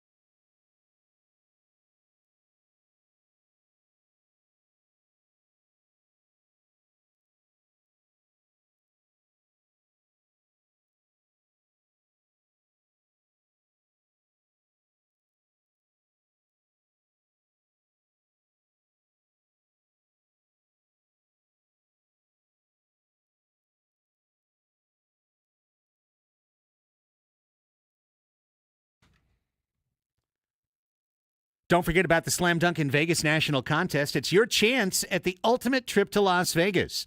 All you have to do is download the Odyssey app, log in, and listen to 97.3 The Fan for at least an hour to earn your daily entry into this national contest. The grand prize is travel and accommodations for a winner and 3 guests to Circa Resort and Casino, Las Vegas's premium sports viewing destination, where you can watch the biggest March Hoops party at Stadium Swim, plus $20,000 in cash. If you're on YouTube, you can see him right now. He's got the what is that, a spring training hat, Sammy? It's got like the Phoenix-y, Arizona-y look to it. What's that hat? I think it's a play on the Arizona state flag. It's got some trees in the middle. I got it in Old Town Scottsdale last year, so it was actually a 2024 purchase. I'm planning on next time I go to Old Town, finding that store, getting a new one for this spring training. But yes, a very appropriate spring training cap with the play on the Arizona state flag. Well, you look great, my friend. It is great to have you here with us. And, of course, we got a short show tomorrow, and you're going to be working your way toward a baseball game. So appreciate you making time for us today. Let's just start with a survey question. What are you seeing? What's going on today? Yeah, I think I talked to you a little bit about it on Tuesday. I think that the 2 words I would use to describe the vibe around this camp, and then I'll get into what I saw today, but the 2 words I keep going back to, and I talked about it on my show last night, continuity and health. And I think when you look at the core of this team, their bullpen, their top 3 starters, certainly it was a quieter offseason than what we're accustomed to. Certainly there's been a lot of attention on what the Padres haven't done, what they maybe don't have. But I do feel like there is a sense of real continuity here with the coaching staff, with having Mike Shilt back for a second year. And you look kind of up and down this roster, whether it be lineup-wise, top 3-year rotation, now with the addition, obviously, of Pivetta, that's great, and the bullpen as well. There's a continuity to it, and I don't think you can, to go to the second word, their health, I don't think you can put enough emphasis on how important that is for this team. The fact that Manny Machado is not coming off an elbow surgery and feels 100% and looks really good. Luis Ariz, I don't think we really understood last year how much that affected him, how incredible it was that he did what he did despite the torn ligament in his thumb. Having Xander Bogaerts not worried about playing second base, what effect that is having on his body, having him at shortstop, and really, for Xander, I think his first pretty normal spring training. He was arriving as this new guy with this team that had World Series expectations last year, obviously getting here and getting moved to second base. So I keep coming back to those 2 words, continuity and health, and I think those are really important things for this group as a whole. As far as today, pretty normal day with no game. Tomorrow things will change quite a bit when we get into the Cactus League games, and we'll start seeing some real live baseball against non-Padres. The latest, and you may have got into this a little bit earlier. Obviously, Ryan Bergert starting tomorrow. Matt Waldron scheduled to start on Saturday. Sounds from Mike Shilt earlier today like it'll be a mix of regulars and some other guys in the lineup the next couple of days, with these first 2 games both being home games. As far as what went on today, live BPs, we had the back end of the bullpen on one field against a grouping of Hayward, Cronenworth, and Merrill. That was Suarez, Adam, and Estrada. I'm no pitching guru. They look good to me. I did not see anything crazy offensively. On the other backfield, we had a grouping of Manny, Ariz, I think Bogaerts was in there as well. And they faced a number of guys, including Wandy Peralta. Manny Machado hit one off the batter's eye in center field off Wandy, so that was impressive. I saw Luis Ariz put together a terrific at-bat, and no wonder why he is a 3-time batting champion. So that's pretty much what went on today. Pretty normal day of spring training action, and tomorrow we kind of take that next step and get into the games, and that should be a lot of fun. Sammy, yesterday you got a chance to go over to the Peoria Sports Complex, to the stadium, and test out the automated ball and strike challenge system. How did that go? What did you think of it? I thought it was really cool. You know, it was a unique experience for me because in my 3 spring trainings here, I have never seen a live BP inside the stadium. That's the first time that's happened in my time here. So Yu Darvish goes over there. He's facing minor league hitters. And like you said, Annie, not only was it cool to see you there and gave you a little bit more of a game feel, but they had that ABS system, that ABS challenge system, working in full force, and they were testing it out, and it was sort of a casual environment. All these minor league hitters that were there to face Darvish, I think they were a little timid to actually challenge any of these pitches facing you, Darvish, but you would see sometimes a guy wanted to tap his head and was sort of unsure about it, and then you would have the coaches from the stand saying, challenge it, because I think everybody wanted to see it a few times, and we did get a few instances of it, and I was impressed. I mean, I'll have a better opinion when I actually see it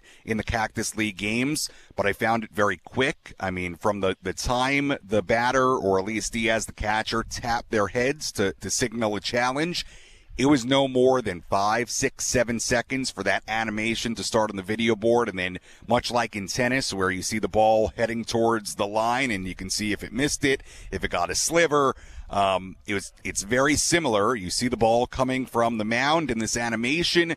It kind of flips, you see the strike zone, and then it shows you exactly where it either hit or missed or how much of the strike zone it got. It will tell you if it's a ball, how many inches off the plate it was. And Yu Darvish had a couple of calls reversed from strikes to balls. And I would say the whole thing took 15 seconds, at most 20. Yeah. I mean, again, I don't know how realistic this was as far as how quickly it all went.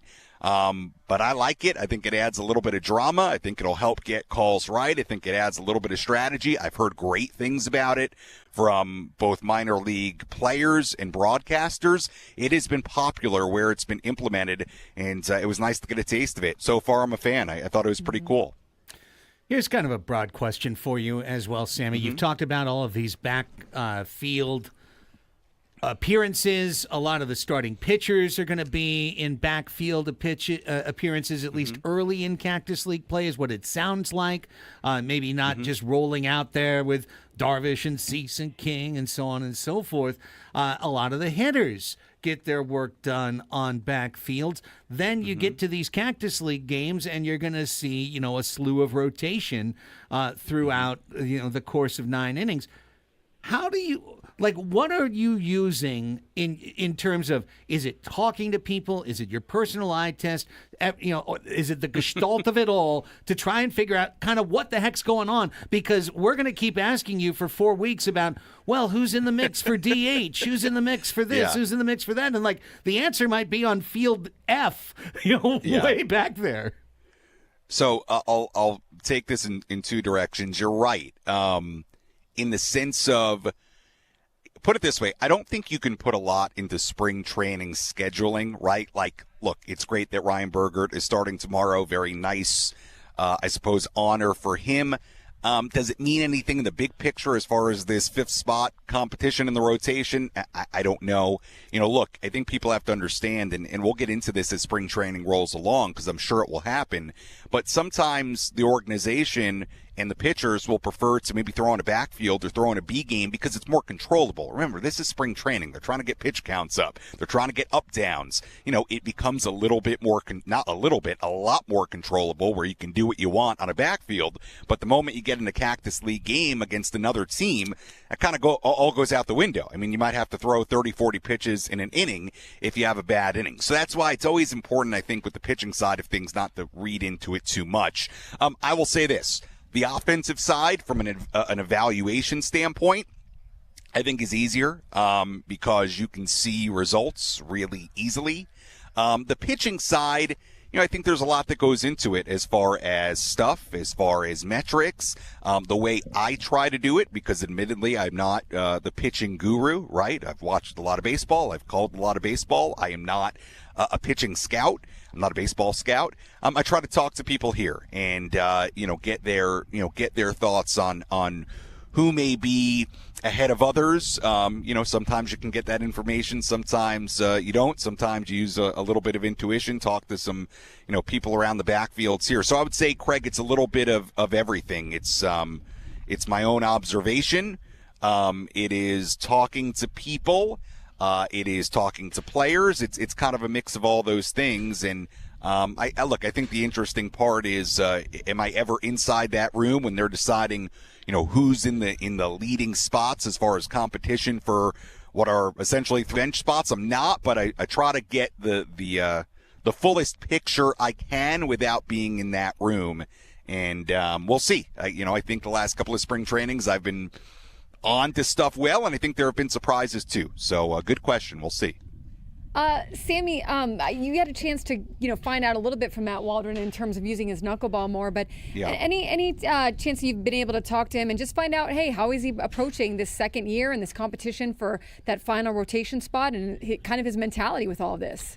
Yeah, well, I think you make a good point. I think there's going to be a concerted effort to use that knuckleball more, and it's something to definitely watch on Saturday because I think with Matt, and I think we've discussed it on this show before, it's a work in progress. And I still, after talking to him, a handful of days ago, I still feel like Matt Waldron's very much a work in progress as he learns how to use that knuckleball and how much to use it and how to throw it in different ways. So, look, I asked him a little bit about, doing this again. And what I mean by this is competing for a rotation spot because he did this successfully last year. He won that spot at a spring training because of how well he performed and the confidence that he gave this organization that he could handle that. I think it does help a little bit that he's been through it before. Now, admittedly, I talked to him when there were 2 open rotation spots. There are now 1. There's now 1 open rotation spot, so that changes, I think, the equation a little bit. I did ask, just to take it in a little bit of a different direction, Annie, I did ask Mike Shilt today about when they are evaluating the rotation spot and the competition for it, how much experience in the major leagues with this team will play a role in that. And Mike did admit that it will be a factor. Mm-hmm. The fact that Matt Waldron and Randy Vasquez, did pitch for this team. I think you could say the heights for Waldron or the high of Waldron's season was quite a bit higher than Randy's for that long stretch where he was very, very good. But Mike was pretty honest today and said that that will be a factor, what these guys did last season, what they showed, and obviously it's different candidates. You have Waldron and Vasquez, who are pretty significant parts of last year's team, and you've got a guy like Kyle Hart, who was in the KBO last year and has come in here as a totally new face. So I think it'll be among the factors. I think Matt Waldron understands the opportunity, and it's going to be interesting to see what he does starting tomorrow and how he adjusts using that knuckleball for sure. Mm-hmm. Always appreciate your time, Sammy. This one especially beautiful, given your backdrop and bringing us the cinema verite here of your experience on the backfields there at the Peoria Sports Complex. Looking forward to a great weekend for you, my friend. We'll chat to you again on Monday. Yeah, no sprinklers today. I did not tell that story on the air anywhere. Did it hit you? It hit me. I got soaked. Now, the good news is the equipment was A-OK, which was the most important part of it.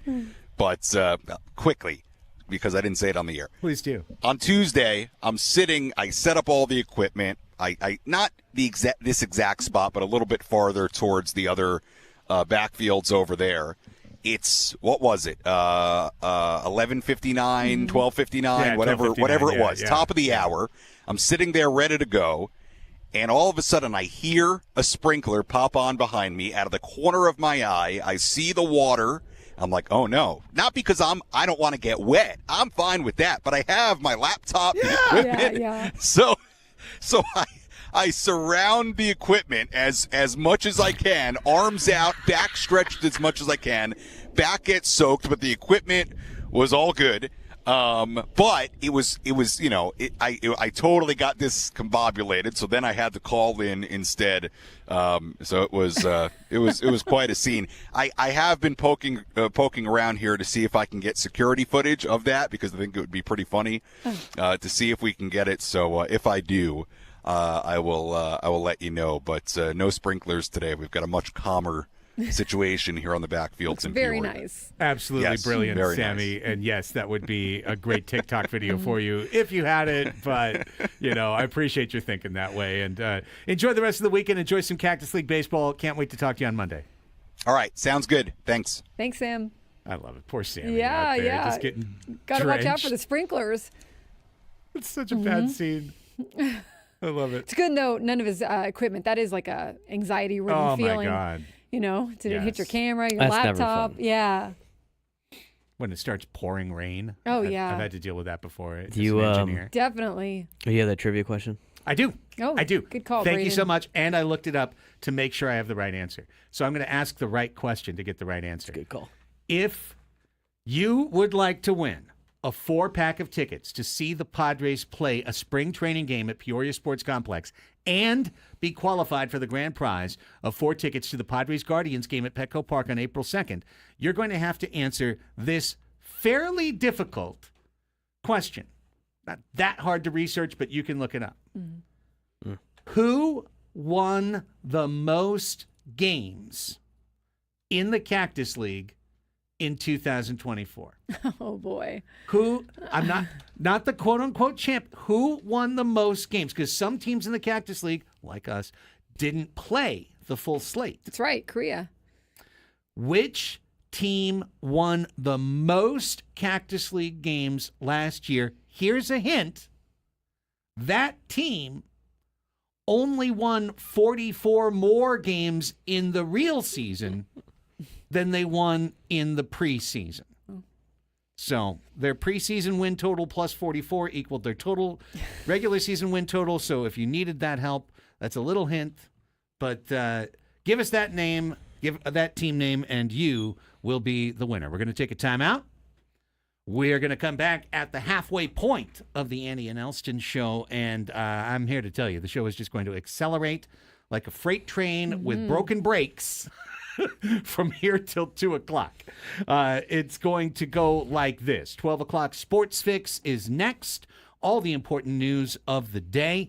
Then B.J. McPherson, San Diego Gulls longtime hero, but also a Canadian, so we love him, but we're little iffy on him today. For USA Canada, we're going to get a full USA Canada preview at 12:20.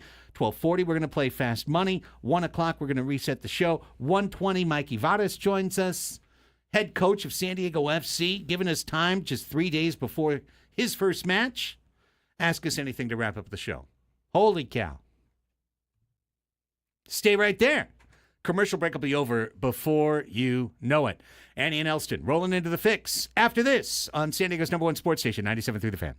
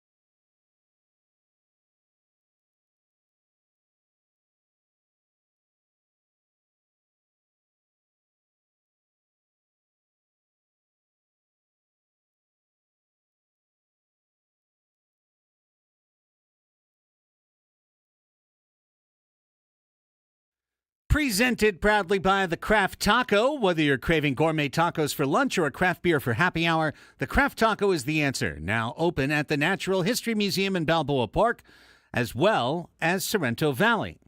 Speaking of being the answer to our trivia question, which was successfully answered during the break. You no longer need to call. The tickets have been given out. The Colorado Rockies won 17 Cactus League games last year, most in baseball. They then won 61 big league games against 101 losses. That's why you can't read too much into spring training. They had a couple of sweeps against the Padres. Yes, they did. Oh, that's right. 8 of those 61 wins came against San Diego. How could I forget? They're always like, oh, too bad I can't play the Padres every week. I think they actually do think that. That's right. I'm sure somewhere there's a Rockies fan that's like, Oh, thank God we get the Padres for Padres 4. week. Yes. This is the week we get right. To get their tickets. This is the week that some dude named Cave makes 3 diving catches and hits a homer. Anyways, that was the trivia question.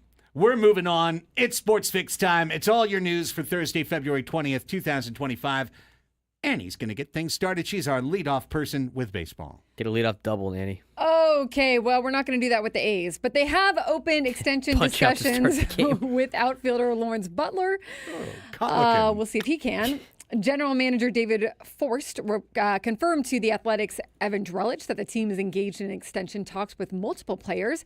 Butler is a logical target, as a 24-year-old had a big season last year as a key piece of a developing offensive core, at least for the Athletics. The Royals announced that they have signed right-hander Ross Stripling to a minor league deal. He'll participate in Major League spring training. The 35-year-old is a veteran swingman with plenty of good seasons under his belt. However, he's coming off 2 somewhat rough campaigns. The New York Yankees today announced that they've signed manager Aaron Boone to a 2-year contract extension through the 2027 season. And Joe Buck will return to the Major League Baseball national booth for the first time in 4 years when he calls the domestic opening day game between the New York Yankees and the Milwaukee Brewers on ESPN on March 27th. Buck, who has called the most World Series in TV history, said it is a one-off assignment and not a precursor to a full return to baseball. But it'll be good to see him back. Yeah, that's cool. Mm-hmm. That's that? That's it. That's You're it? Okay. All done. Tag, that's it. Even in Okay. spring training. Not a lot of baseball news It is what it is. for people out there. Here's Braden. All right, let's talk some college football and college basketball. The College Report. College baseball will resume action this weekend for all 3 schools. 2 of the schools are competing in the Tony Gwynn Legacy Tournament this weekend, San Diego State and UCSD. They'll be playing throughout San Diego in said tournament against different opponents throughout the weekend. If you want to check out the schedule, go to UCSD. Check out the UCSD and San Diego State websites to get their full schedule this weekend. The Toreros are in action against the Arizona Wildcats in baseball. In college basketball, last night, New Mexico went to Boise State and lost, which opens up the door very slim. Opens the door very slim for the Aztecs to potentially be at least co-champions of the Mountain West Conference at the end of the regular season. Well, they need a perfect run from here? No, they're 2.5 games back. They do play 1 extra game than New Mexico does. So assuming that they win that said game and they're 2 games back and they get to play New Mexico on Tuesday, they would need New Mexico to lose 1 more game, and then if they win out, then all of a sudden they're in. It's not like they have to go 3-0 and the Lobos have to lose all 3. New Mexico, for all the Aztec fans that think it's going to be a really close call, New Mexico has to lose 1 of the following games. Against Air Force, who hasn't won a game in conference all year, against UNLV, or against Nevada. It's going to be very tough for them to do. I guess they could theoretically drop one of those. 2 of those games are at the Pit. 1's in Reno. So maybe if they lose to Reno on the road, San Diego State might have a glimmer of hope to win or at least be co-champions in the league. But they have to take care of business against Utah State on Saturday at 5 o'clock on the road and beat New Mexico on Tuesday at home before finishing their last 3 games of Mountain West Conference play. You're saying there's a chance? There might be, but at this point, you're just hoping they win 3 games because 3 more wins for the Aztecs should put them in the NCAA tournament where they don't have to worry about anything at the Mountain West tournament.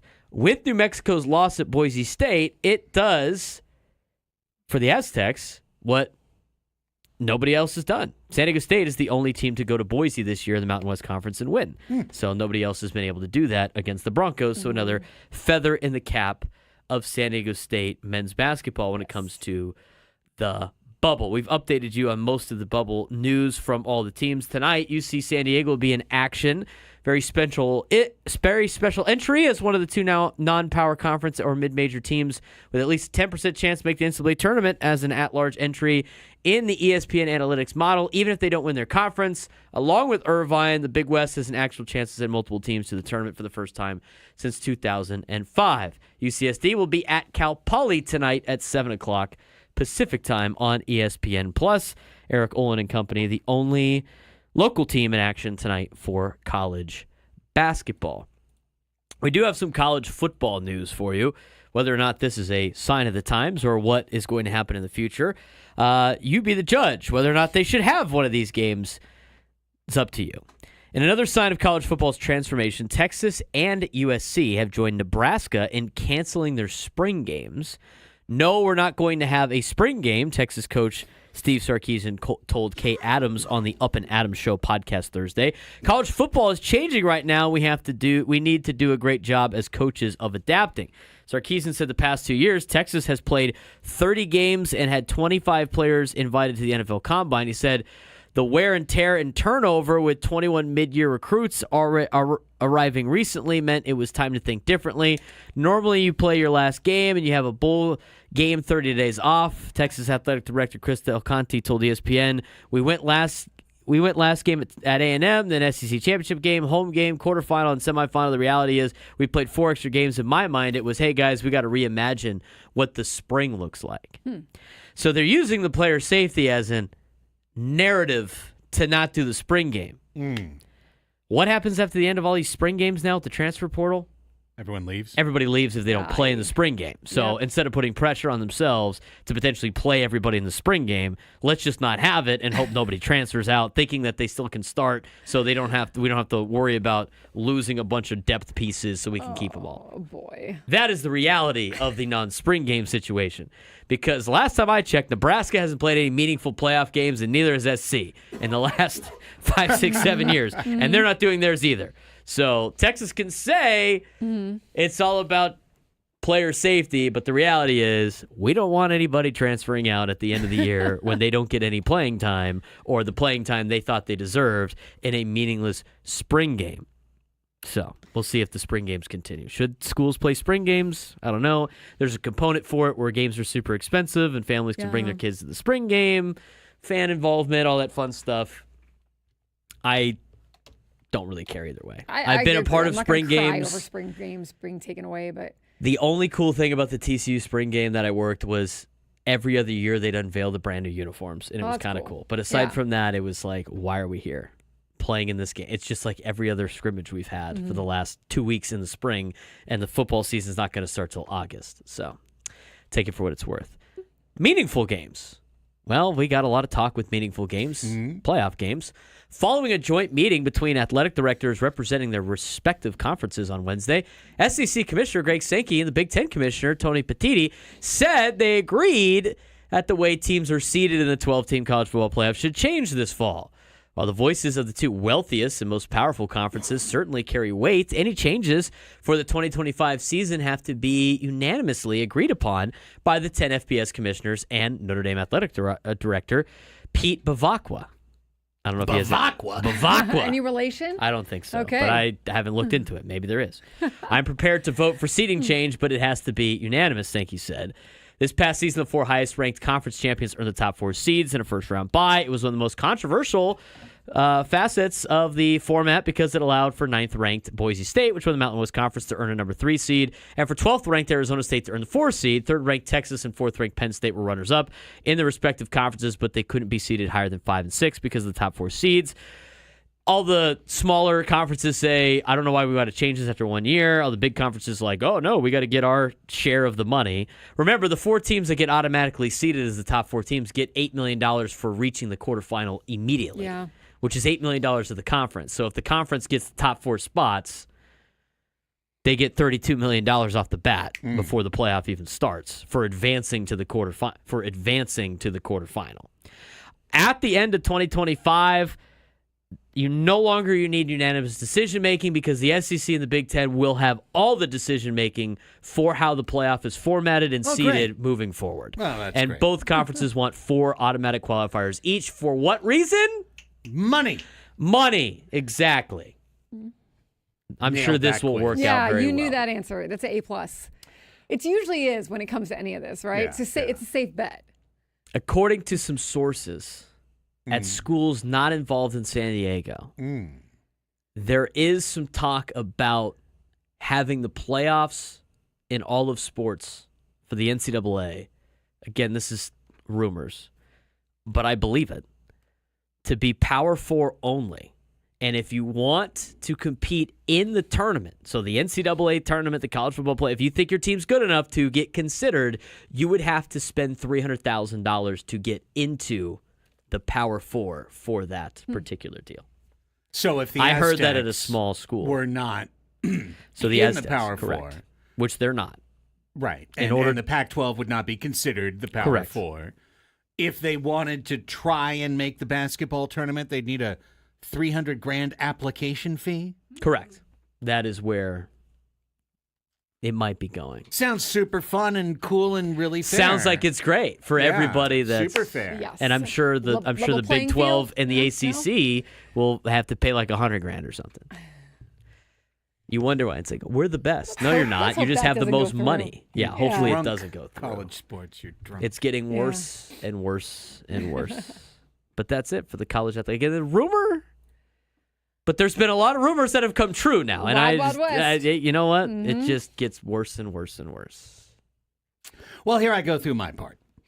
The San Diego Gulls extended their winning streak to a season-best 4 in a row last night with a 5-3 victory over the Abbotsford Canucks Awesome. at Pechanga Arena. On a roll. They are on a roll. They have won, in fact, 6 out of 7 beyond just the 4 in a row. Yeah. So they're kicking butt.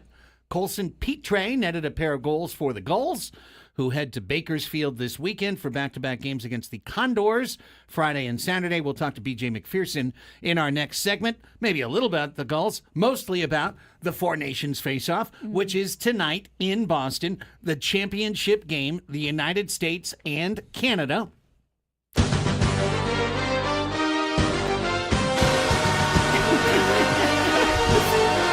Hockey noises. Just pressing all the buttons. Hockey noises. Yeah. Well, Put a hockey stick in my hand, send me off to a foreign land. you're ready. Team USA.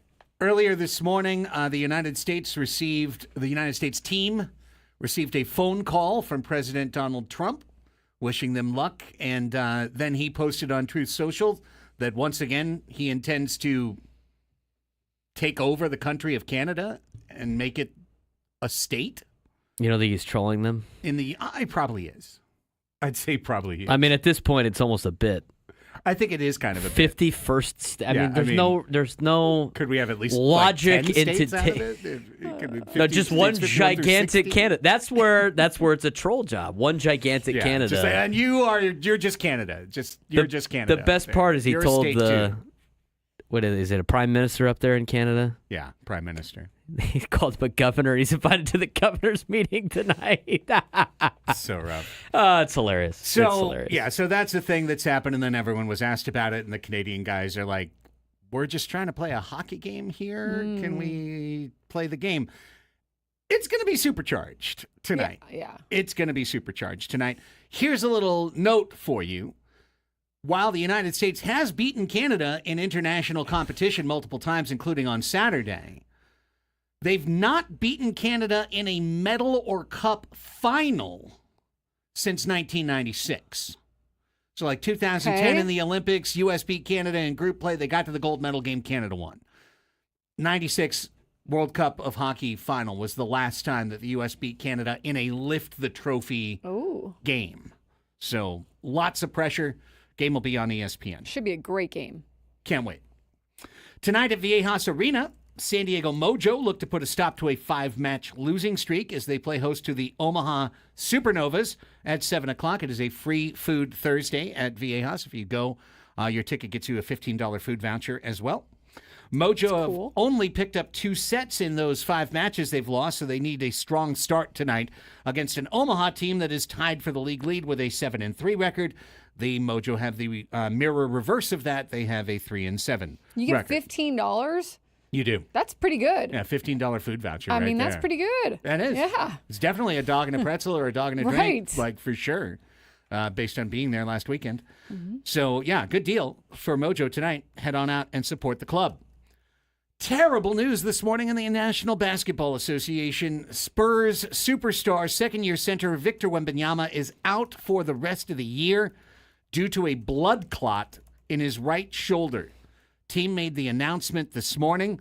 The All-Star center has been diagnosed with deep vein thrombosis in the shoulder, and this is essentially going to end his season. That's very serious. It is. Yeah. It's very serious. So that sucks. Serious condition. Right. Not something where you're just like, okay, cool, how many weeks and then it'll be better. Yeah. It's like, no, you have that's It's not like a bone break. no, This that's is going to like have to get taken care of Yeah. over time. So, real bummer for the Spurs who traded for De'Aaron Fox and have been losing ever since. And now they don't have Wemby, and they may not even make the play-in this year. But with no Wemby, what are you going to do? Right. Anthony Davis will miss another 2 weeks as he deals with the left adductor strain that he suffered in his very first game for Dallas against the Houston Rockets. The Mavericks do say AD is making quote-unquote good progress. Milwaukee Bucks forward Bobby Portis was suspended 25 games by the association today without pay for violating the NBA's anti-drug program. He tested positive for something called tramadol. Portis's agent, Mark Bartelstein, released a statement saying that the violation was essentially a mix-up. Yeah, it's always a It's always a mix-up. But Portis thought he was taking Toradol, an approved medication. Okay, it does sound close to tramadol. It really does. It even seems like something you could pull off of a shelf Yeah. incorrectly. It's like the generic one of it or something, right? Yeah. Toradol, yes. Tramadol, no. He took the tramadol. He says he thought he was taking the Toradol. It says it's an honest mistake and that Bobby Portis isn't a drug abuser. That's what his agent wants to let you Blamed know. it on his assistant. Pretty much. right? It's not the same as Yannick Sinner getting away with it because, oh, no, it was a massage. I got it in a massage. This time it's like, no, I thought it said one. It said the other. Starts with a T. Ends with a doll. Yeah. I mean, you know. Really close. It does actually Yeah, seem it like does. a potential real mix-up. But for 25 games, Bobby Portis will be thinking about that. If it's true, he gets to spend 25 games not getting paid, losing way over $1 million, probably like multiple millions of dollars. Seems like 25 is a lot. That's over half the season. That's a gigantic unpaid suspension. I could go look up how much he's making. I bet you it's over $20 million. So he's going to lose like $5 million.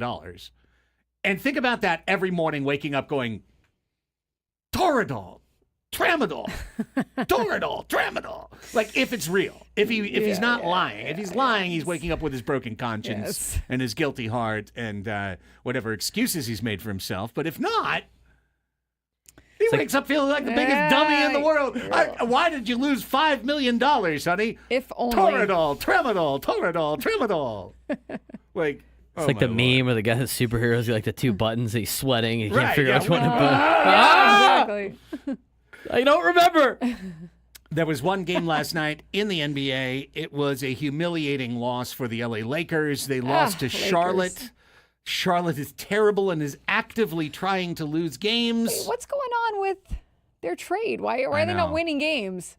They have lost Where's Luca? back-to-back games. Playing. Okay. They have lost back-to-back games around the All-Star break. One at Utah, the third worst team in the league. Next at home to Charlotte, the second worst team in the league. They lost to Mark Williams? Yes. Now, can't do that. LeBron threw a tomahawk dunk down on Mark Williams during the game that made all the highlights and got Bronny out of his seat. And the Lakers were up like 14 points in the third quarter. I was watching the game. Okay. And then Charlotte went on a 23-1 run. That's Charlotte, always coming back. Yeah, where LaMelo Ball just kept throwing in three-pointers, just like bloop, bloop, bloop, bloop. And once they got ahead, I mean, the Lakers rallied to tie it, and then they No just defense, yeah. faded a little. I mean, they only gave up 100, but they only scored 97. Luka couldn't shoot the whole night. He was way off. And honestly, the chemistry has not been good or great yet. Not yet. We'll see. But for a Lakers team that's currently in fourth, like, it was a bad loss. Right, Like, you right. don't want to lose to Charlotte. No. Like, it's a stupid loss. It's the kind of thing that could cost you a play, being a regular spot or a play-in spot. Anyways, tonight just about everybody else plays. Full day of NBA action, and that's it. All That's your right. sports fix. Went a little long. Let's take a time out right now. And when we come back, BJ McPherson Yes. will join us, and we'll talk USA, Canada, Four Nations face-off. Next, it's Annie and Elsten on The Fan.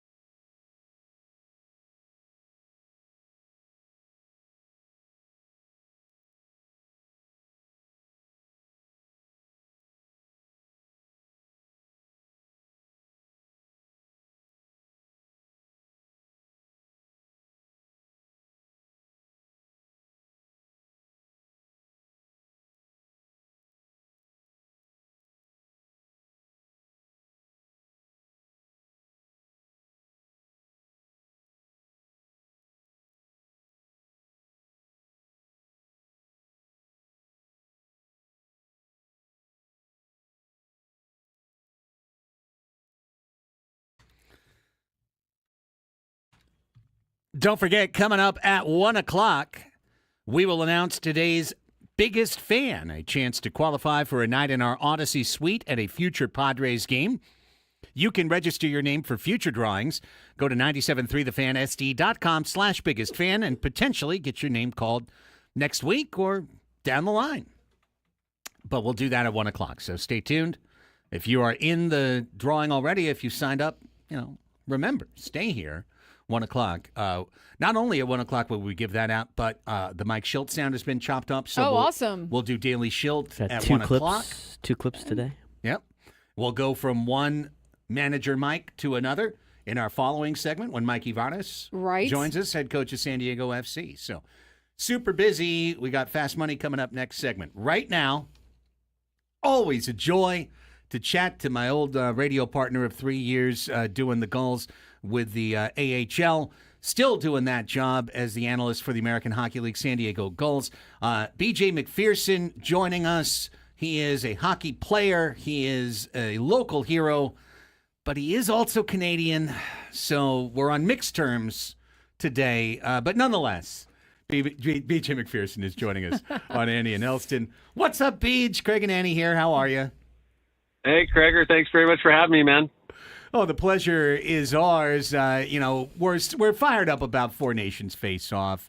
I had to get you on, get your perspective, because I know that this sport flows in your bloodstream, and to see what's happened the last week or two in terms of this tournament and how much attention it's brought to the sport, it's got to get you fired up.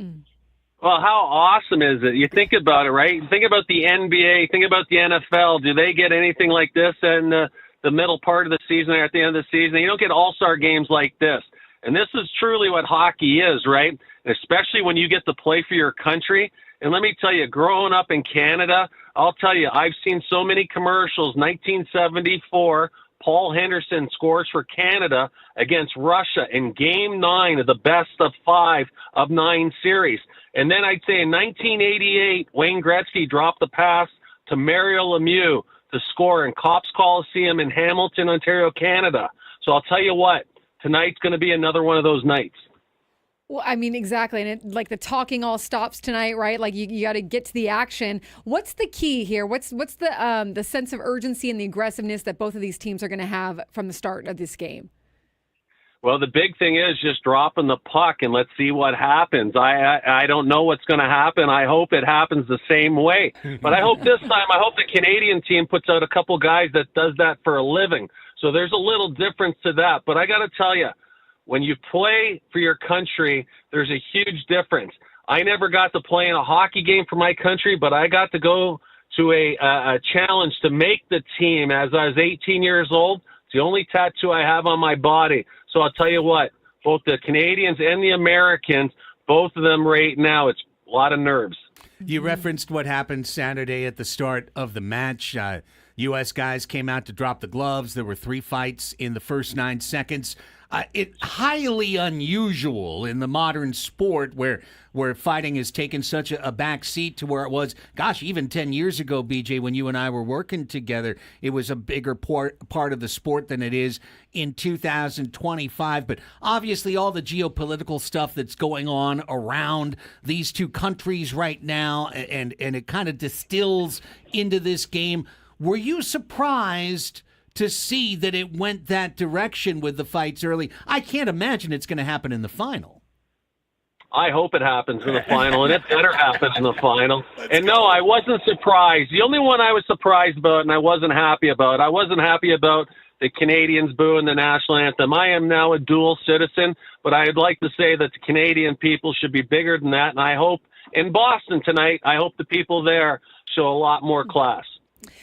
You know, you've heard fans or people that don't even watch hockey a lot say that they're tuned into this. They've been gravitating toward this tournament. It's an exhibition game at the core, and players are saying it's the biggest game in their career. What do you think that this does for the sport of hockey and in terms of just kind of letting people see what it's all about?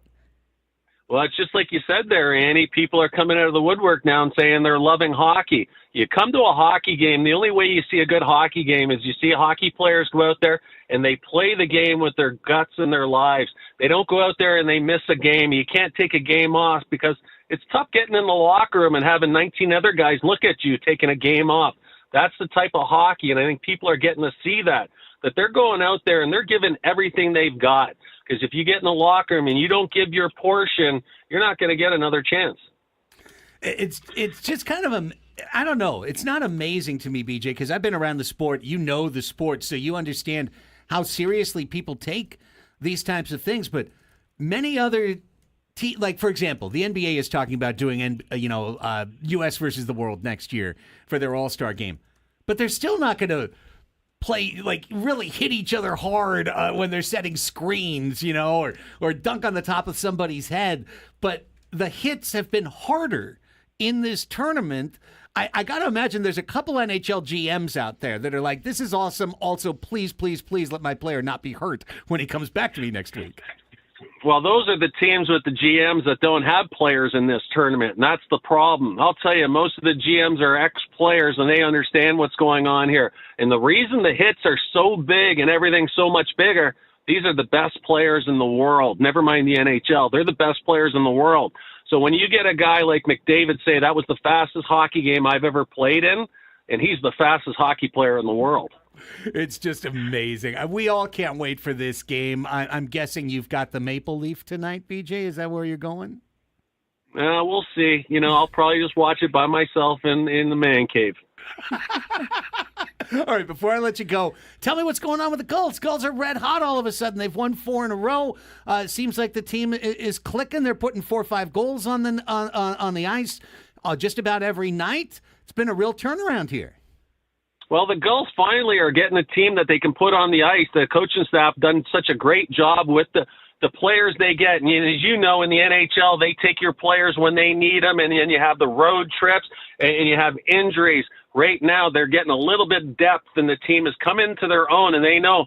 And if they don't work harder than the other team, they're not going to get the win. But I got to tell you, last night was the first game I've seen in 2 years where I can say this. The Gulls' talent beat out the Abbotsford team, and that was the first game in a while. I don't think they deserved to win the game, but they still won the game, and that's a big sign for this team turning the page. Really interesting point. Look forward to continuing to see how things roll. BJ, please enjoy your evening alone in the man cave watching USA Canada. We're all going to be watching this one tonight, and always a pleasure to catch up with you, my friend. Thanks very much. I really appreciate it. You bet. Look forward to chatting to you soon, a little bit later in Gulls season, but always love hearing from BJ. It's awesome. And what a great game it's going to be, and definitely the intensity is going to be there, no doubt about it.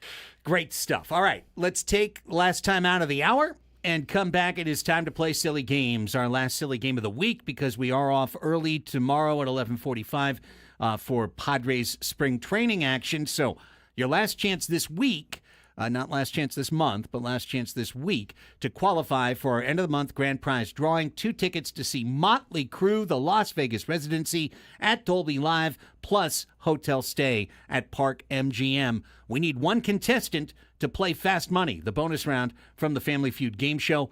833-288-0973 is our number, 833-288-0973. Give us a call right now. We'll screen a contestant during the break, and we'll come back and play a silly game right after this. It's Annie and Elsten on The Fan.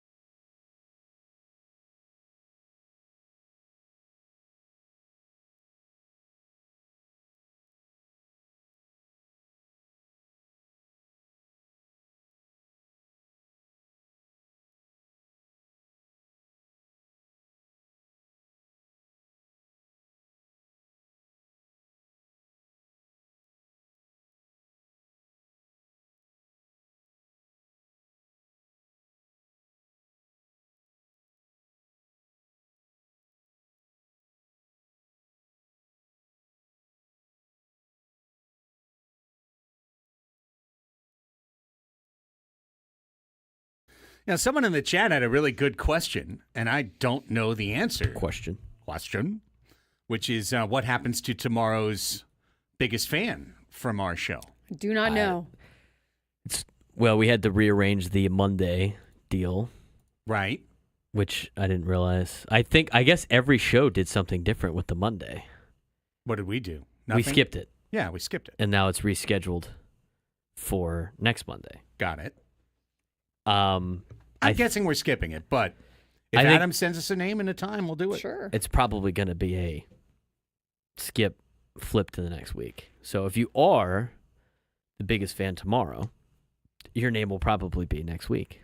Because I already saw the name for Monday on the 17th is now flipped to Monday the 24th. Got it. Okay. So good news for that guy Yeah. or girl. Hey, Who you know, knows? if we're on at 1 o'clock, we'll read the biggest fan. We'll be on at 1 o'clock in 18 minutes. We'll read the biggest fan. Yes. But Might I be don't know, you. I don't know Might why be you. Tony can't do it in the middle of the broadcast. I mean, if we're not on, right? Yeah, Jesse could be given the name, like the incorporator, could just That's right. weave it in. But there's so many unknown players at spring training. For all we know, it could have been just a random outfielder. Anyways, Especially on the exhibition day. That's what I'm Absolutely. saying. Call out the Yeah. guy's name. Yeah. is this our third starter, or Right. is this the biggest Number fan? 86. I'm not sure. Give Oh, one of these. is this Omar Cruz from El Cajon, or is this Omar Yeah. Cruz, a left-hander? Now batting Alberto Canedo. Wait a minute. Wasn't that one of the biggest fans? Alberto's just driving around right now. Yeah. Hang on. Wait a minute. Am I calling in, or is that guy in the Mariners? Amazing. Actually, it's we've talked our way out of that. Would be way too confusing. Way too confusing. So let's not do that. Okay. Let's do this instead. Let's play Fast Money.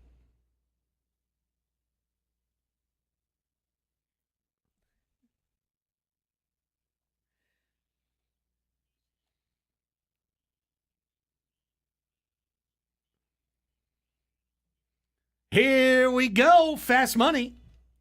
The bonus round from the Family Feud game show. We have asked you to call in. You called in. Owen and El Cajon is today's contestant. Hello, Owen. So Hey, hello. Hello. Owen's locked in. He yeah, seems fired Owen's up. ready. I'm Owen locked. is ready. Owen, tell us a little Let's bit about do it. yourself before we play. I'm from El Cajon. Well. Big lifetime Padre fan. Love calling into the show. Awesome show, you guys. Excited to play. Let's do it, buddy. All right, Here's how Owen. it works. You probably know already, but it's Fast Money, and it's going to go like this. Braden Soprenet, he's a busy man. During commercial breaks, while we're playing the Mexican telenovela from AT&T, he goes out and he interviews our 100-person studio audience that checks in every day. There. Always appreciate him. He goes in and he gets their answers to pop culture questions. The way the game works is this. You're going to pick one of the hosts, either myself or Annie, as your opponent. That host will leave the studio. Then our resident Richard Dawson over here is going to read you 5 questions he asked the studio audience. You're going to be looking for the number 1 answer. Once you're done, the host comes back in. They don't know the answers you've given, but cannot use the answers you gave, so a little bit of an advantage to you. Then we add up the scores, and if you tie or win, you are in the drawing to go see Motley Crue in Las Vegas. Any questions? Hey, I'm all good, man. Would you like to play Craig or Annie today, Owen? I'll play Craig. All right. Okay, Owen. All right. All right. I'm out of here. Okay. All right. Got the whiteboard? Yes. Okay. Hmm. All right, he's out of the room, so we can get started All here. right, You got Owen, let's 1 win this thing. minute to answer Let's do 5 it. questions. If any of them stump you, you can say pass. We can get back to you if we have time at the end of the questions. Question number 1, and the time will start when I ask you question number 1.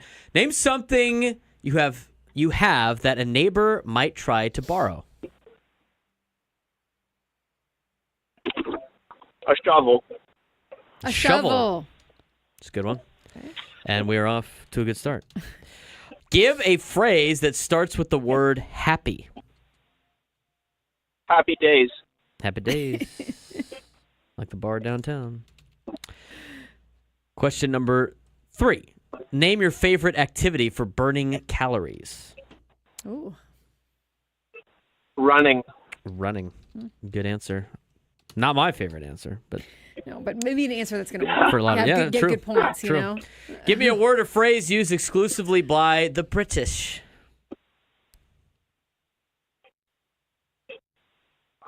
Pass. If you're right-handed, name something you just can't do with your left hand. Throw a ball. Okay. Throw. What's something the British say?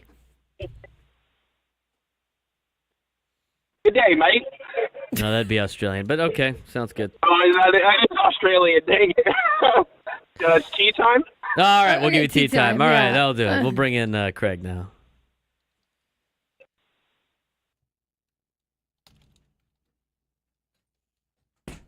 Jeremy's out there trying to give me beers. Oh, wow. Yeah. I was wondering what's going on. Owen must have paid him Yeah. to do that. Get you off your game. Probably. I didn't have any, though. Get some shots. Go ahead. Right. Why That is might it make taking me so long better for at Craig this. to get back in I think it here? would make me better at this, to be honest. But Guys all right. locked in more. okay, all right. What All do you right, 1 minute on the clock after I ask you question number 1. Name something you have that a neighbor might try to borrow. got? Oh boy.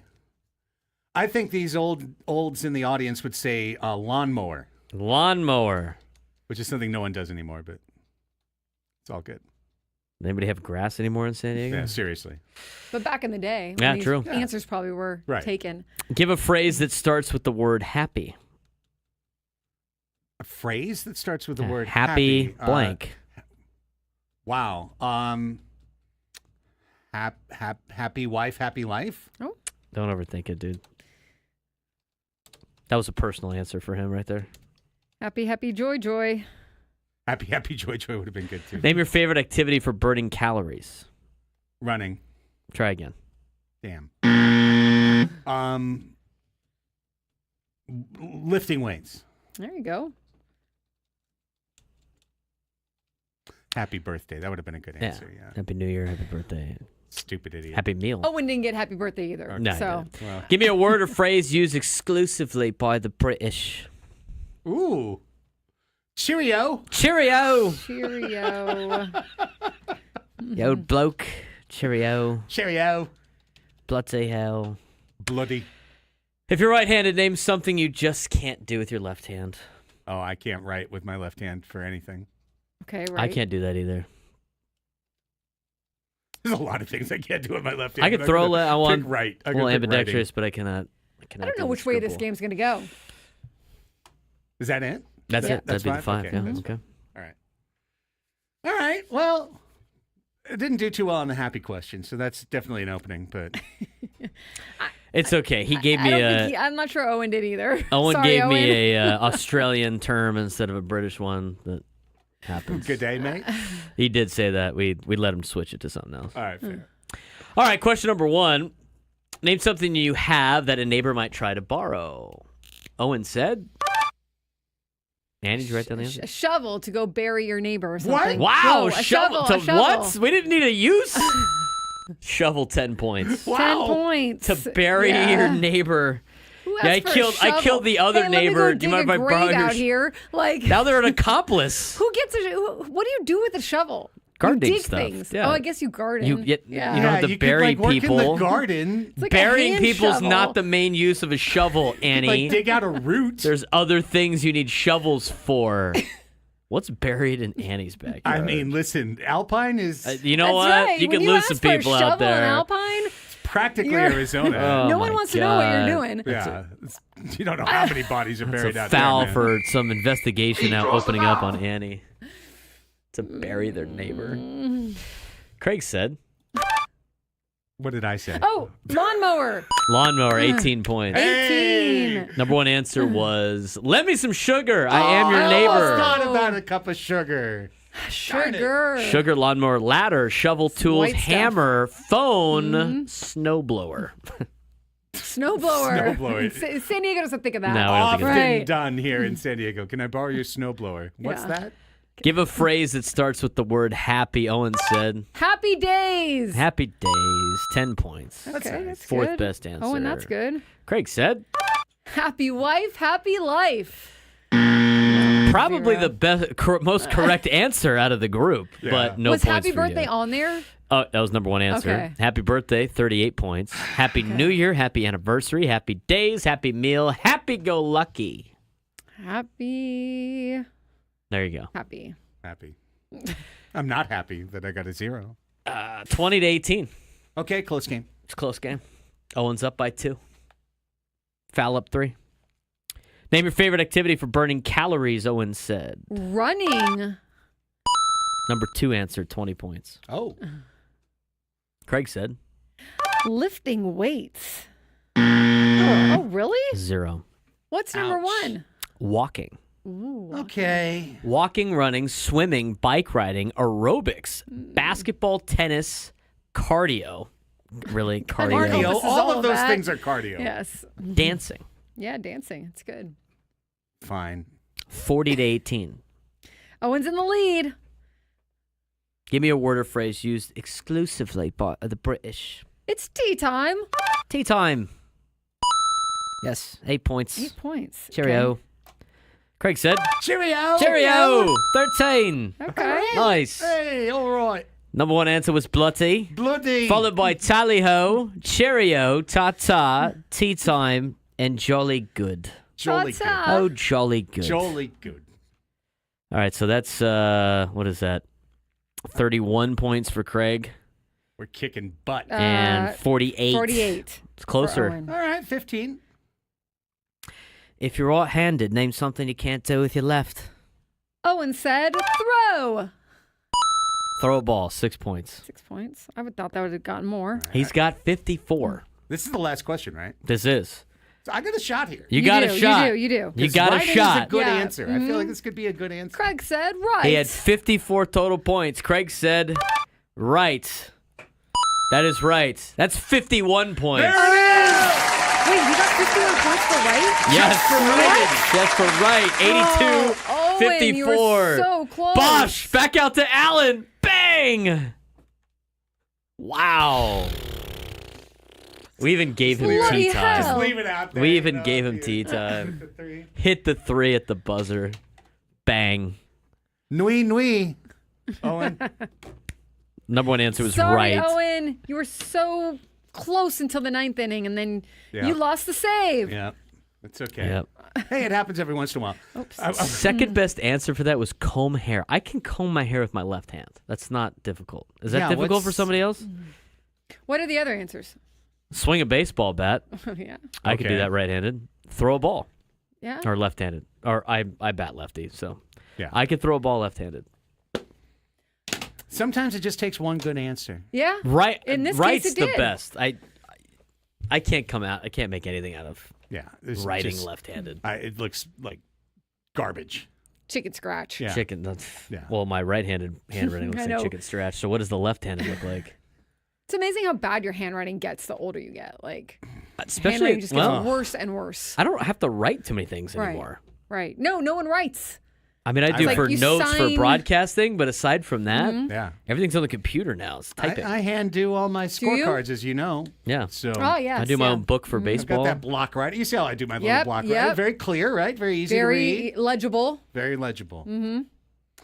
Well, Owen, you're a great competitor and a good friend of the show, and I wish you better luck the next time. Sometimes it just takes one. Good luck, Owen. Call back Also- another time.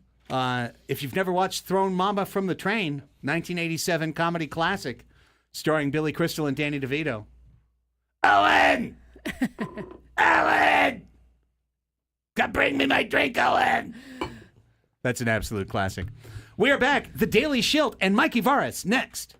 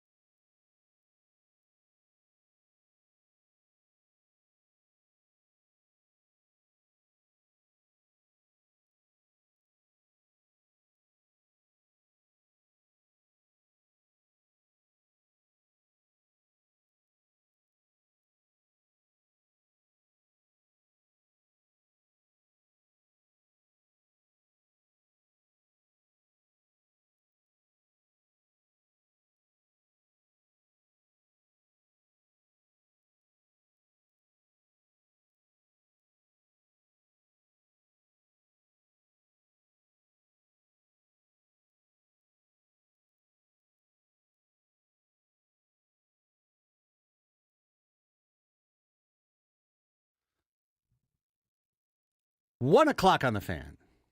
It's that time. We got a very busy hour for you here on Annie and Elsten. It's going to start with the Daily Shilt. It will be followed by Mikey Varas, the head coach of San Diego FC. So we're going to go from a manager to a head coach to you. Ask us anything. We'll wrap up the show. So moving right down the ladder. Nonetheless, we begin by announcing today's biggest fan. So everybody who's been tuning in and manifesting, let's hope that this name is yours. Congratulations to today's biggest fan, Dusty Garner from Lemon Grove. Dusty. What's up, Dusty? You're today's biggest fan. Give us a call back in the next 10 minutes at 833-288-0973. That is, once again, 833-288-0973. If you do, you'll qualify for our grand prize, 20 tickets for you and your friends for a night in our Odyssey Suite at a Padres game later this season. Remember, if you haven't yet, you can register your name at 973thefan.sd.com/biggest fan. I always feel bad for all the people in the chat that are trying to win. So hopefully you guys get it in a future date. I know. That's right. Well, I appreciate y'all because I know you're listening. Yeah. Now, Dusty Garner, I don't know if he's listening. He's got to call in. You got 9 minutes now, champ. Give us a ring. Gotta call in, not chatting. No, yeah. Being in the chat won't help you. 833-288-0973. If you are specifically Dusty Garner, how do you apply for said biggest fan, says Unsaturated Fats? Great question. Glad you asked. Let me repeat it. You go on the web, the World Wide Web, to 973thefan.sd.com/biggest fan. 973thefan.sd.com/biggest fan. I'm sure if you just went to 973thefan.sd.com, you would find a biggest fan link somewhere, but take your navigational skills out of it. Just put the slash in the biggest fan and it'll take you Straight there. Right there. All right, Dusty. Did Dusty call yet? Not yet. Oh. Our nation turns our lonely eyes to you, Dusty Garner. You're going to disappoint me greatly if you don't call in the next 8.5 minutes. We still celebrate Gracie days later for the fact that she called in right away. So, exactly. She's still in the chat, right? Appreciate you, Gracie. Like we're becoming your biggest fan as a result of your timeliness. But when it comes to Dusty Garner, jury's still out. Gang. Sorry about it. Okay. Let's get to the Daily Shilt, shall we, Braden? We shall. Only two clips today. Okay, well, I'm sure they're both great. Sure. What do we got? Okay, here we go. Here's the first one. Mike Shilt discussed what he's looking for from his starters this early in the spring and if previous big league experience will factor into the competition for the final rotation spot. That is what was asked of manager Mike. Okay. Not to be confused with manager Mike on the match game, which is a different person. Different person. Right. That's a different manager Mike. Manager Mike McCoy. What? What realistically, like, for the rotation guys and the guys competing for a spot this early in the spring, like, what are the things you're looking for out of those guys? Not as much early. I mean, really, allow some grace to get their footing, get into competition. The group's thrown multiple lives, so they've had some hitters that they've been able to face, but we haven't competed in the game in several months. So let them go out, let them pitch, let them see what their stuff looks like. Hitters will tell you also what this stuff looks like. Biggest thing is establishing balls in the strike zone and let the defense do their greatness. Out of the group of guys competing for that fifth and final rotation spot, you do have two guys in Waldron and Vasquez who were in the major leagues a lot last year and did some really nice things. How much does that, or do you think it'll weigh into kind of how you guys decide things as the spring rolls along? Yeah, I mean, we got to appreciate and respect the fact these guys contributed to a team that went to the playoffs, and they were definitely both a big part of it. So, it's definitely a factor. We know who they are. There's some comfortability there. They have had more experience and more comfortable and confident about how they do things. So, yeah, we'll factor that in for sure. All right. Pretty straightforward, Right. kind of workmanlike quote there from the skipper. All right. Nothing really to chew on there, to be honest with you. Yeah, I think you are kind of in that little in-between phase of a lot of content happening and now getting to the game tomorrow. All right, so on to Shilty number 2, and we'll see if we mine any nuggets out of this one. Talking about the ABS system. All right. Which is pretty interesting. Got a big smile on his face. The biggest fan of the ABS challenge system yesterday at Peoria Stadium. How much are you looking forward to trying to figure out? How are you saying I wasn't a big fan? No, you were. Oh, you was not. I was like, Who's on first?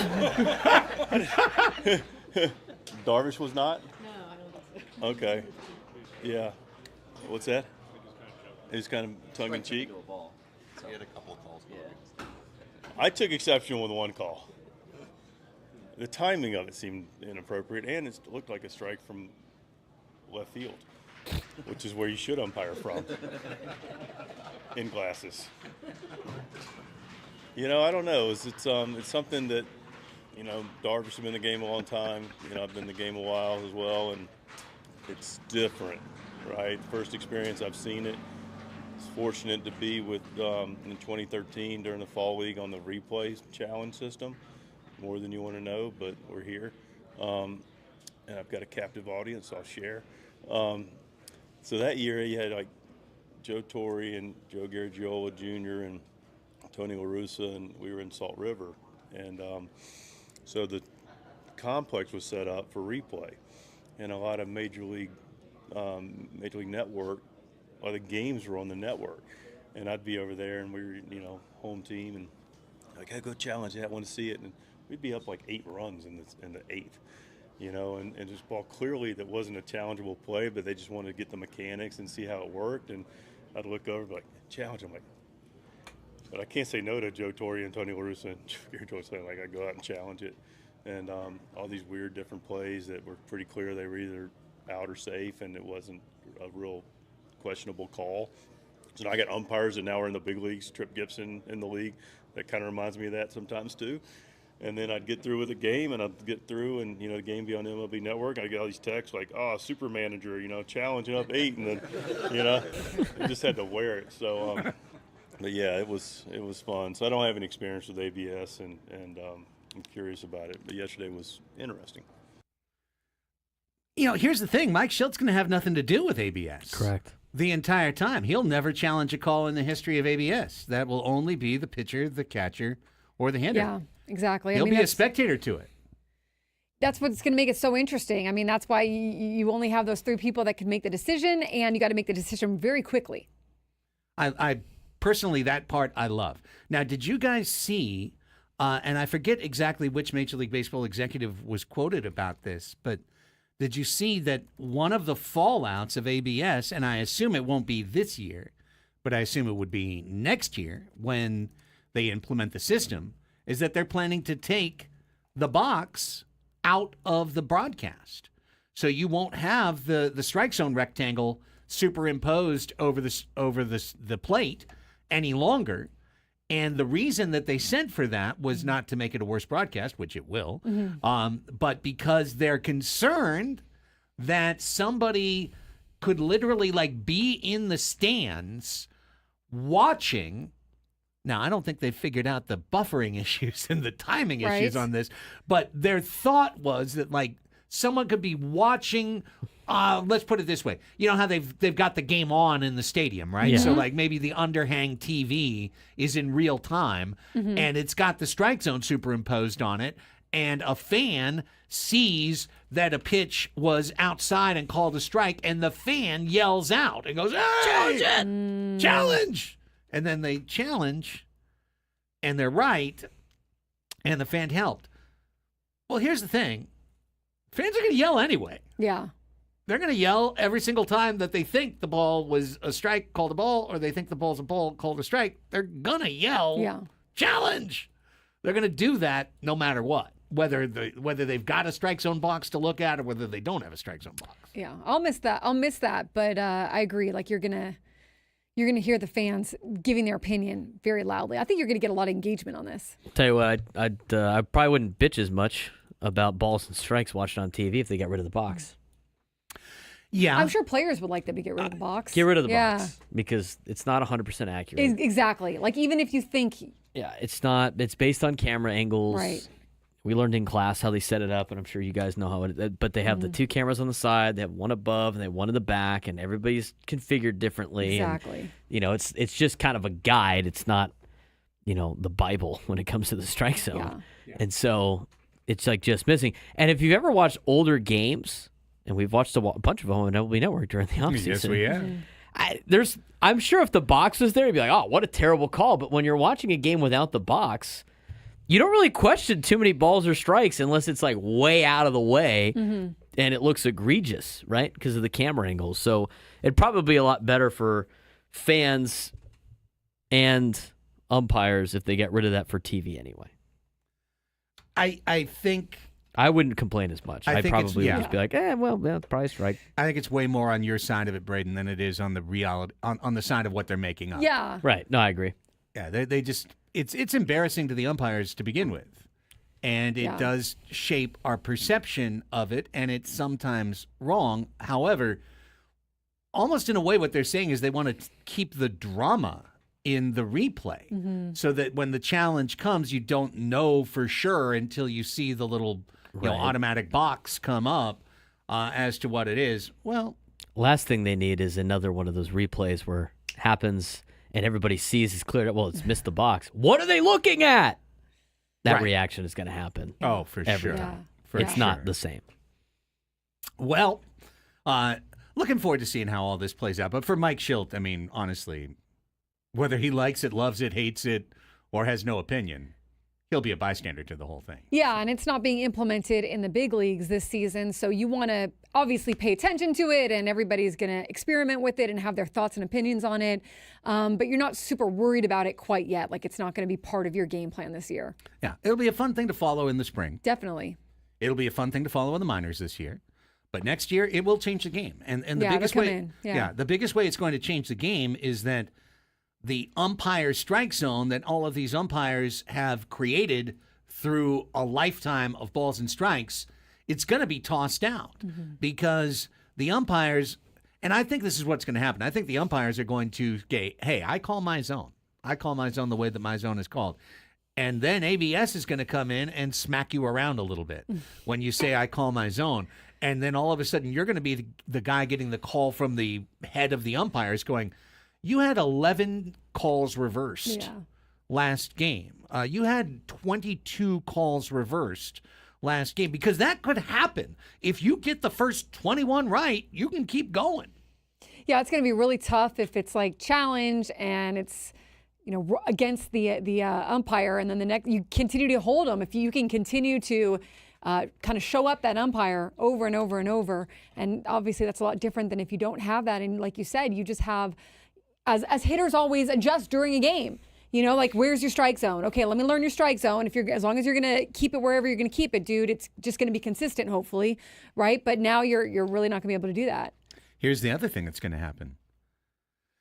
A critical skill, one of which a skill that is considered to be very high on the list for our top prospect, Ethan Salas, is about to become completely irrelevant. Pitch framing. Obsolete. Dragging the pitch back into the zone. All that's going to be doing is setting up ABS reversals. Yeah. That's all it's going to be doing is, the guy who, you've seen it, bring it up, bring it in, hold it there.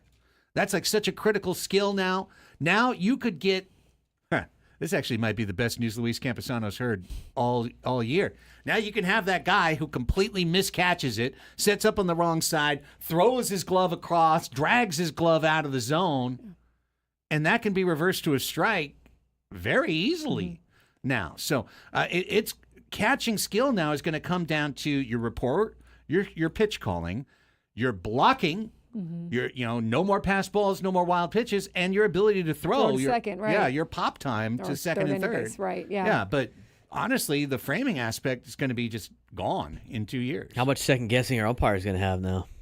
So much. Pitch a little bit out of the zone. Think it's usually a strike for you. They review it. Now all of a sudden you're trying to shrink it a little bit. You're trying to make your own adjustments. You get a couple of those called against you. Now all of a sudden, instead of any of the players getting rattled, the umpire's getting rattled. Yeah. For the same thing. And now they're overthinking the zone, and now they're all over the place. And it could lead to even worse deals. I mean, that's the worst that you can have in a game, right? Because if you win your challenge, you get it back, right? Yeah, that's the thing. You only get 2 challenges, but if someone really wanted to be salty and you were getting those called right, keep getting them right. You could keep calling them right. Yeah, exactly. And then all of a sudden you get because you get them back if you win them. Yeah, you get multiple correct challenges, and all of a sudden it's just the crowd's on you, and the umpire. You're sure getting a phone call from the league office going, like, "What's going on?" Right? I'm telling you, but it's got to rattle those guys. If you get one wrong, like early in the game, I wonder if there'll be a strategy from managers that are like, "Okay, I want you to hold the next one until." But it's hard because, like you said, the manager's not going to be able to weigh in. Right. So just barely missing outside, and you call don't it get a to strike. consult. Yeah, barely exactly. missing outside, you call it a strike. Yeah. They challenge it, it's a ball. All of a sudden, does that make the zone tighter for the day? That's what I'm talking Right? about. Because you could yeah. because the umpire's going to adjust, right? He wants to make sure he's getting it right. And so maybe he goes a little bit more inside on that. And unless another guy challenges later on, where you're trying to get the fine line of the outer half, all of a sudden, the beginning of the game, it starts with a wide zone until somebody makes the call to review it, and all of a sudden you got a tight zone for the rest of the game. And that's what's the biggest complaint from teams about umpiring with balls and strikes? Inconsistency of the zone. Whatever you establish the zone, they're fine with. But if you're moving it constantly to try to not get dinged by the ABS, then you're doing exactly what you didn't want to happen for teams, and that's having inconsistent strike zone. Now, I think that's still kind of an extreme. Yeah, but at the same time, it's something that you have to think about and consider with the new system. Let's take a break because we got Mikey Varas on deck waiting to call in. Head coach of San Diego FC. Let's get you one more match preview for the first match in San Diego Major League Soccer history. Head coach Mikey Varas after this quick timeout on the Fan.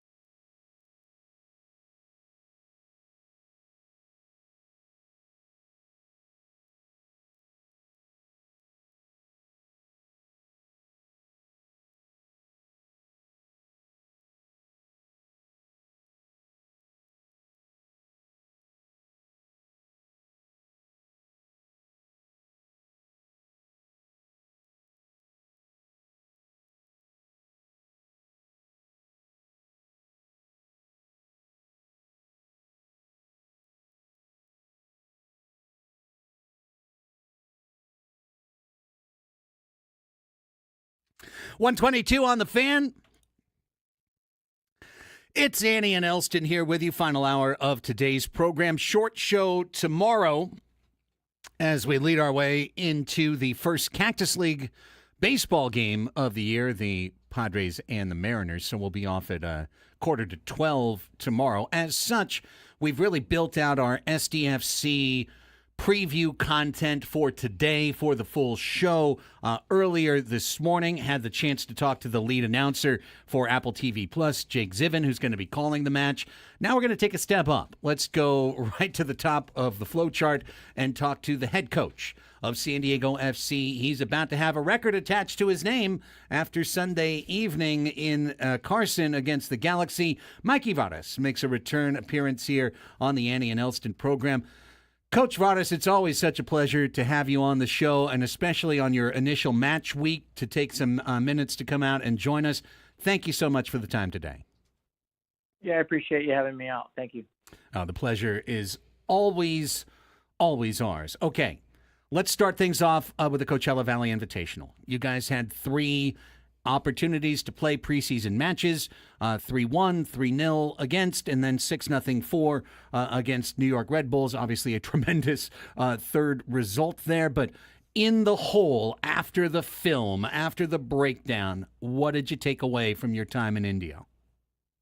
Yeah, what we took away is that, 24 strangers met each other in a locker room, plus staff who had just got to know each other about a month ago. Made a lot of progress in terms of what our identity will be on and off the field. We got to play some MLS competition. What we said was we wanted to see where we stood. We had 2 really good first games, but we're lacking a bit in the details, and so the results didn't go our ways. We played a much more complete game in the third game. But the overall message is when we lost, it wasn't all that bad. And when we won, it's not like it's all perfect. We still got a long way to go, and we're going to have to continue working. Yeah, I mean, Mike, I would think that would be the mantra right now, that you're kind of building the plane as you're flying it, just because I'm sure there's never enough time to really get ready for putting an organization off the ground and playing your first game. What do you think overall about just the roster construction and the way that these guys have gelled? Yeah, we've done a good job bringing in players that fit our identity, the culture that we want to develop. So really good characters in the locker room. Also very skillful and intelligent players who have been able to pick up on the style of play really quickly. Most importantly, what I'm happiest with is it seems that the group is gelling together on and off the field, and the player connection, in my opinion, is the most important thing. Verskov wore the captain's armband early. Is it a good chance he'll be wearing it on Sunday? Yeah, Yeppe will be our club captain. He forms a part of a leadership group, and about 3 weeks into the season, for me, it became apparent, and I made the choice to name him our club captain, and he's ready to lead us the right way. What kind of test is it to start the season against the Galaxy, and just your schedule early on in the season? It's challenging in parts. Can that be good for you guys in a sense, just to be able to kind of learn where you want to improve and see what you do well? I think so. I think the best way to start anything is baptism by fire. Play against the best right away. And so when you talk about writing a book, and the first chapter is playing MLS Cup champions away from home, I'm not so sure it gets much harder than that. And we're really excited for that opportunity to test where we are. But what I do know is we're going with the mentality to win the game. It's not about just having an experience and only seeing where we are. We go there to win the game. We have that as our benchmark, and then we see how the game unfolds once the ball starts rolling. Coach, what are your thoughts in terms of the defensive third right now? You talked about how maybe some details were evading the club in those first couple of exhibitions. I watched everything that I could on YouTube and through the San Diego FC app of those first 3. There was a little bit of a technical mix-up in the third one, but nonetheless, saw a decent number of chances against your club. Is that maybe an area that you are focused upon? I mean, if you think about the style of play that we want to play, we want to go after the game to score goals, impact the flow of the game. and to find solutions under pressure. So when you go after the game and you're ambitious to score goals, of course you have the possibilities of opening up goals, right? Because you play in a more open game, you play more with more initiative, so it'll be a bit of a faster game. We're also asking them to press high. What we're working out now is how do we protect ourselves in the transition moments, because the transition moments are where teams are going to look to exploit, because we will be very good on the ball. It's very difficult to get the ball from us, but they'll look to turn those into counterattacking opportunities. And then the other thing is when we're pressing high and we have a high back line, how well are we able to protect the space in behind us? So we're always looking at all aspects of the game because everything is super interconnected. And part of defending well is, of course, making all of those defensive actions, but also part of defending well is being very good on the ball and not turning the ball over in situations where you're exposed. Chucky Lozano was really one of the signature players, or the signature player for SDFC. What have you seen from him early on, and what are you hopeful for as the season gets underway? Yeah, fantastic character, family man.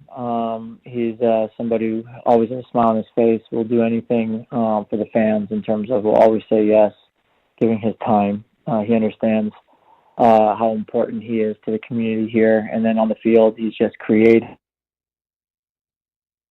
aggressive in attack. And then he's got a willingness to work for his team, which is always a huge advantage when your top players want to put in the work to help you defensively. We're talking to head coach Mikey Varas of San Diego FC. They take on the defending MLS Cup champions, LA Galaxy, Sunday up in Carson. They are back home the following Saturday, March 1st, for the first home game in club history, taking on St. Louis City Soccer Club. Coach, along those lines, you talk about the starters. The starters are going to be integral to the team. But I was thinking about a predecessor to the Snapdragon sideline, Snapdragon touchline, Casey Stoney, who was the head coach of San Diego Wave FC the last couple of seasons. When she was asked about her bench, she would say, I don't want to hear about subs. I call them game changers, because there are players that can come in, whether it's the 60th minute, the 75th minute, and completely change the complexion of the match. Who have you identified as a potential game changer that can come off that bench and change the course of a match? It needs to be all of them, because you just never know what the game is going to ask for. Whether you need to close the game out because you're receiving a lot of crosses. So how do you deny those crosses? How do you protect the box during those cross situations? If you need some more possession, who's the person who's going to link your defending and your attacking players through the build-up? Or if you're looking for a goal, you need creative players. So right now that we're in the process of understanding what everybody offers, and it's been a major discussion point with us as well about being game changers off of the bench and coming in, understanding what the game needs, and then making an impact. So, we're going to find out a lot more once we start playing games that have points on the line. Mikey, I'm just curious what this last week is like for you. I mean, are you getting a lot of sleep? Are there any nerves? Are you just ready to get this first one under your belt? How are you feeling leading into this? I'm excited. Just excited to help propel this project in a direction that is a positive one, that will lay a strong foundation for the club come 10, 20, 30, 40, 50 years from now. And it's a massive responsibility, of course, but it's an exciting one as well. Yeah, I guess I'll follow up on a very similar vein, and I know you'll take this in the right way, but like you're the head coach of San Diego FC, Mikey Varas, right now. You're a complete genius. Sunday, like you just said, points are going to start to get attached to your name. Wins, losses, people are going to start calling you an idiot for this reason and that. And I know that's completely part of what you sign up for when you sign up for a position with this much importance and this much responsibility. But I got to imagine that's also, you see it as a bit of a transition, right? Like you're going from like everything's happy to now, here we go. Yeah, my mentality actually doesn't change much. So, first and foremost, I'm as far from a genius as it comes. I'm I'm above average at best, but I'm fortunate enough to be in an organization. It's not just about me. It's about the team that we surround ourselves with, the staff that we have. And I believe that I believe in the power of unity, the power of diversity. When we all come together as a collective, then special things can happen. It's not about one person or one player. And so ultimately, we're going to keep the same track that we've been on, which is about focusing on our principles, focusing on our culture, making sure that we're taking steps in the right direction. And ultimately, we know the pressures come with playing with points, but that doesn't change a lot in terms of what we're going to do. All it does is just make it more exciting. Well, Coach, listen, win, lose, or draw, we are so happy that you have been a part of this program and you give us the opportunity to glean insight on what's going on the soccer ops side. I think there's a lot of folks very excited about what's happening on the soccer ops side for San Diego FC. We wish you the very best of luck. I'm wearing my kit today, trying to give you all the positive vibes that we can. And we look forward to next week, to the home opener, and to everything else. But on this initial match week, again, thanks for coming on and giving us some time today. Absolutely. Of course. Appreciate you so much, to both of you. You bet. There goes Mikey Varas. We wish him hands clasped, best luck. Yeah. Let's go. Get this underway. Hey, it's going to be fun. Monday, we get our first Points Monday in Annie and Elsten history. Will it be a 3-point Monday? I would take a 1-point Monday. I'm not going to lie to you. Not going to lie to you right now. 2-2, 1-1. Those sound like pretty good scores on Sunday to me. Isn't it just you don't do just win-loss? No, draws Yeah, draws. There. We got draws. Ties are important in soccer. Yeah, you get a point for a tie. So we won't just be discussing whether they won or they lost. We're going to have 3-point Mondays. Okay. We're going to have 1-point Mondays. And we're going to have 0-point Mondays. We don't want many 0-point Mondays. Dusty in the chat tried to call, tried to connect. I say we give this to him. I already put him. Oh, He's good, already thanks. Dusty, you're in, buddy. Who said you had to call in 10 minutes? Me? He did. He did, yeah. And I marked him off. He did. So, Dusty, you're in, buddy. Gonna fight for you, Dusty. Dusty, you are in. You are in. And we are happy to qualify people because it reflects well on us if people are qualified. So, awesome stuff. Love it. Appreciate you, Coach. He called it in 10 minutes. He's acting like we made a special deal You guys, you're good. You're good. You're good. That's it. Thanks to Coach Mikey Varas. Thanks as well earlier in the show to our buddy from Apple TV Plus, Jake Zivin.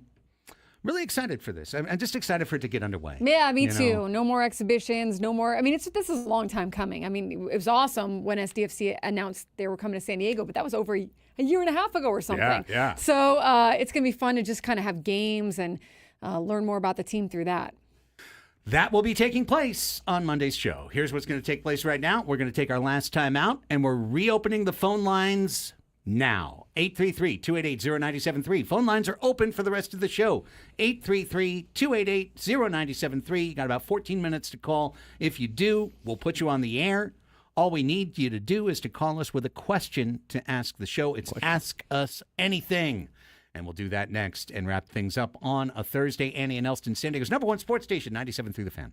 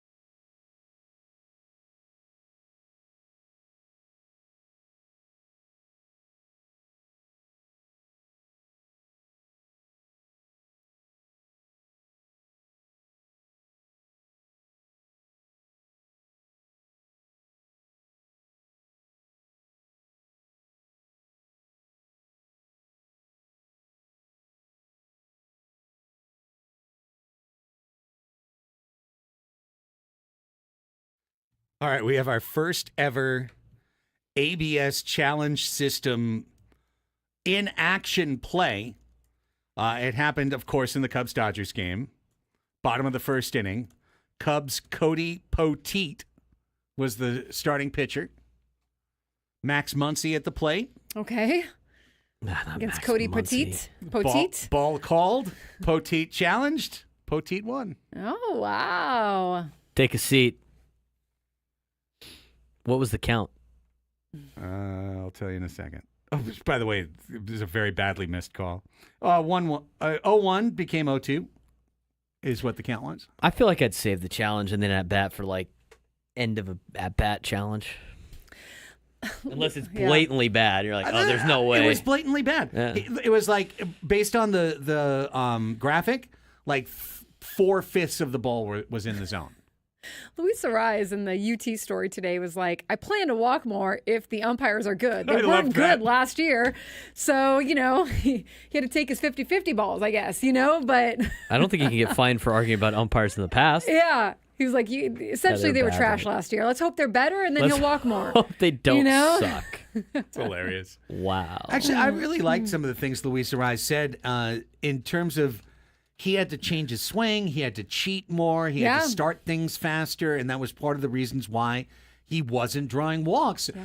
I just really appreciated, honestly, Jackson Merrill yesterday, Luis Arise today, players who are great contact hitters but aren't walking, recognizing that walking matters. Yeah. And that it's a very important part of their job because I hated having that argument, which I think, not you and I, but like on the round table and like, I feel like 6 or 7 different times last year, I was like, Luis Arise needs to walk?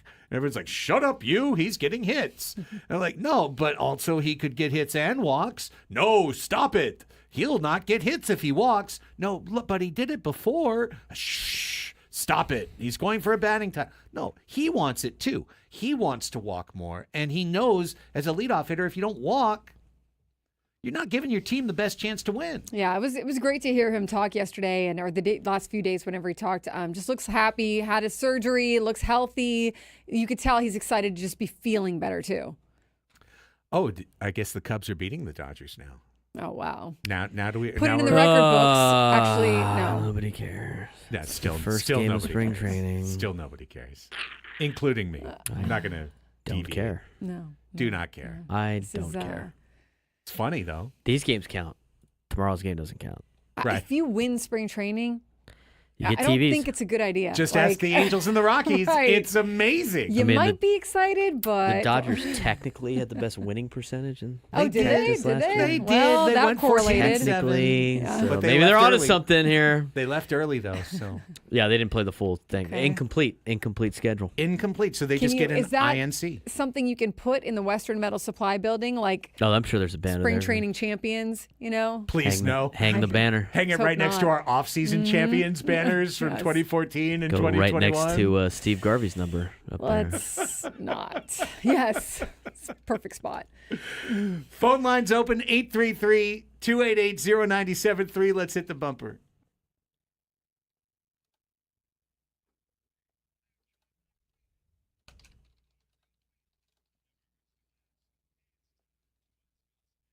It's time. That time is here. That time is now. Oh, it's time. Never been better time. 833-288-0973. 833-288-0973. You still have 4 minutes to call the show. So please do. Call us right now. Like Martin did in Santee. What's up, Martin? Ask us anything. Good afternoon, all. Good afternoon. Yesterday, you were talking about ratings and comparing the NBA and NHL. I was thinking about each of you individually. What you put yourselves out there every day, several hours each day, and with the impact of social media and how people can be, how does that impact you both personally and professionally when people are just can be cruel or taking their shots at you with each of you putting yourselves out there 20 hours per week? So just curious question, about Martin. the impact it has on each of you and potentially the daily barrage that comes from fans? That's a great question, Martin Mark. always has the Thank deep, you. He always has the best thoughtful questions. Yes. He really does. I now abide by the philosophy of, and I've seen it before as a saying, and I totally agree with it now. Don't ever buy the criticism, or the phrase is, don't take the criticism from somebody you wouldn't take advice from. Mm-hmm. And so if Yeah. I'm not going to That's a take good advice one, from yeah. you, then say what you want. I don't really care. I've talked to other people about this too. My friends always ask because as a younger person in this social media age, where you have to do this all the time, there's a lot of people in San Diego that hate me, and there's a lot of people in San Diego that like me. All I care about is that you listen to me, regardless if you Right. like it or you don't. Right. That's what kind of affects. And there's a lot of things that are said about me that I don't like, and that used to affect me more when I first got out of college, because even though they warn you about it in school, nowadays with social media, hey, look, people are going to say some bad things about you. You're like, okay, whatever, I can handle that. And then you would see some of the bad things, and it takes a little bit of a growing process to understand, Yeah. all right, a lot of these people just wish they were you sometimes. Yeah. So, not the arrogant, I don't want to take an arrogant approach, but I'll see a lot of it. Sometimes I'll kind of take notes on, all right, maybe I should be doing this a little bit better. But at the same time, there's going to be a lot of people that praise you that are probably just being super nice. There's going to be a lot of people that rip you because they just never going to like you. You're never going to please everybody, but never take criticism from people you wouldn't take advice from.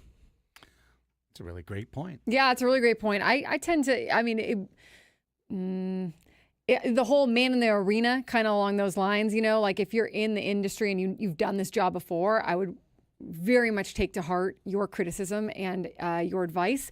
But I do think, fans will tell me stuff sometimes that I think is important, because sometimes can be a way that I can look at myself and say, am I doing that? Am I not doing that? So I try to learn from all that, but I get them too. I get the ones that hate me and the ones that like me, and y'all can live with me all the same. Yeah.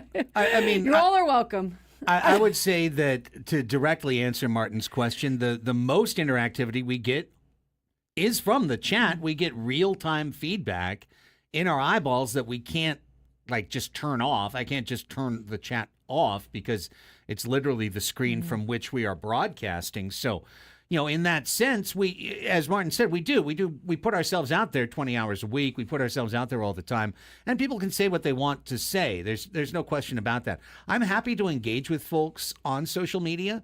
Now, I've deactivated my Twitter account. I'm never going back.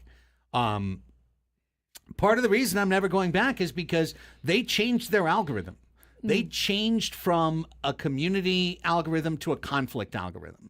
So I found all fall that if I tweeted something about the Padres, that maybe a Padre fan would receive it, but definitely every Dodger fan would get that tweet. And then I'd get 20 Dodger fans going, F you, this, that, blah, blah, all the names in the world, cry this, more tears, blah, blah, blah, drink your tears, all this garbage. And I'm like, dude, I wasn't even trying to talk to you. Get out of my face. And you can only block so many because the algorithm literally switched from people that follow you, people that are interested in you, to people that hate you, people that disagree with you. And they give you the things you disagree with so that you get mad because conflict has fueled their algorithm. The hard one for me is the people that like other shows and then hate me for no reason, or vice versa. It's so tough. Because there's people that support our show that will say some mean things about the other shows. Sure. And there's a lot of people in the morning show or the afternoon show that will say mean things about our show. There's- And that's where it gets really interesting, because it's all right, I don't like this guy, but he's one of their show's biggest fans, and they obviously like him because they says good things about them. That's where it gets really interesting. But aside from that, I usually don't care too much. And there's people I used to, I don't anymore. They don't like women. They don't like women in True. sports. That's right. They There's just a lot of don't those like people it. out there too. So Yeah, I guess I try to guide myself by saying I want to stay true to who I am and that the things I say I believe. And as long as I'm being intellectually honest with you, then I feel like we've got a very even field upon which we can meet. If you think that I'm full of S and then I'm just making up stuff, well, then we're not going to be able to come to an agreement, because I understand this is the way I do my show or anything, any content I create. I'm trying to be true to myself, based in logic, 2 feet on the ground, good faith arguments, not being deliberately anything, just trying to tell you what I actually think. And then you can disagree or agree. I mean, obviously we're not going to always agree. Right. I think it's harder for we all always agree. I think it's harder for our friends and family than it is for us, personally. Yeah. At least it is for me.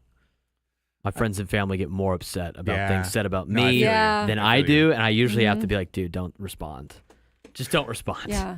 Here's Roberto in San Agreed. Marcos. Hi, Roberto. Ask us anything. Hey, how you guys doing? Doing great, man.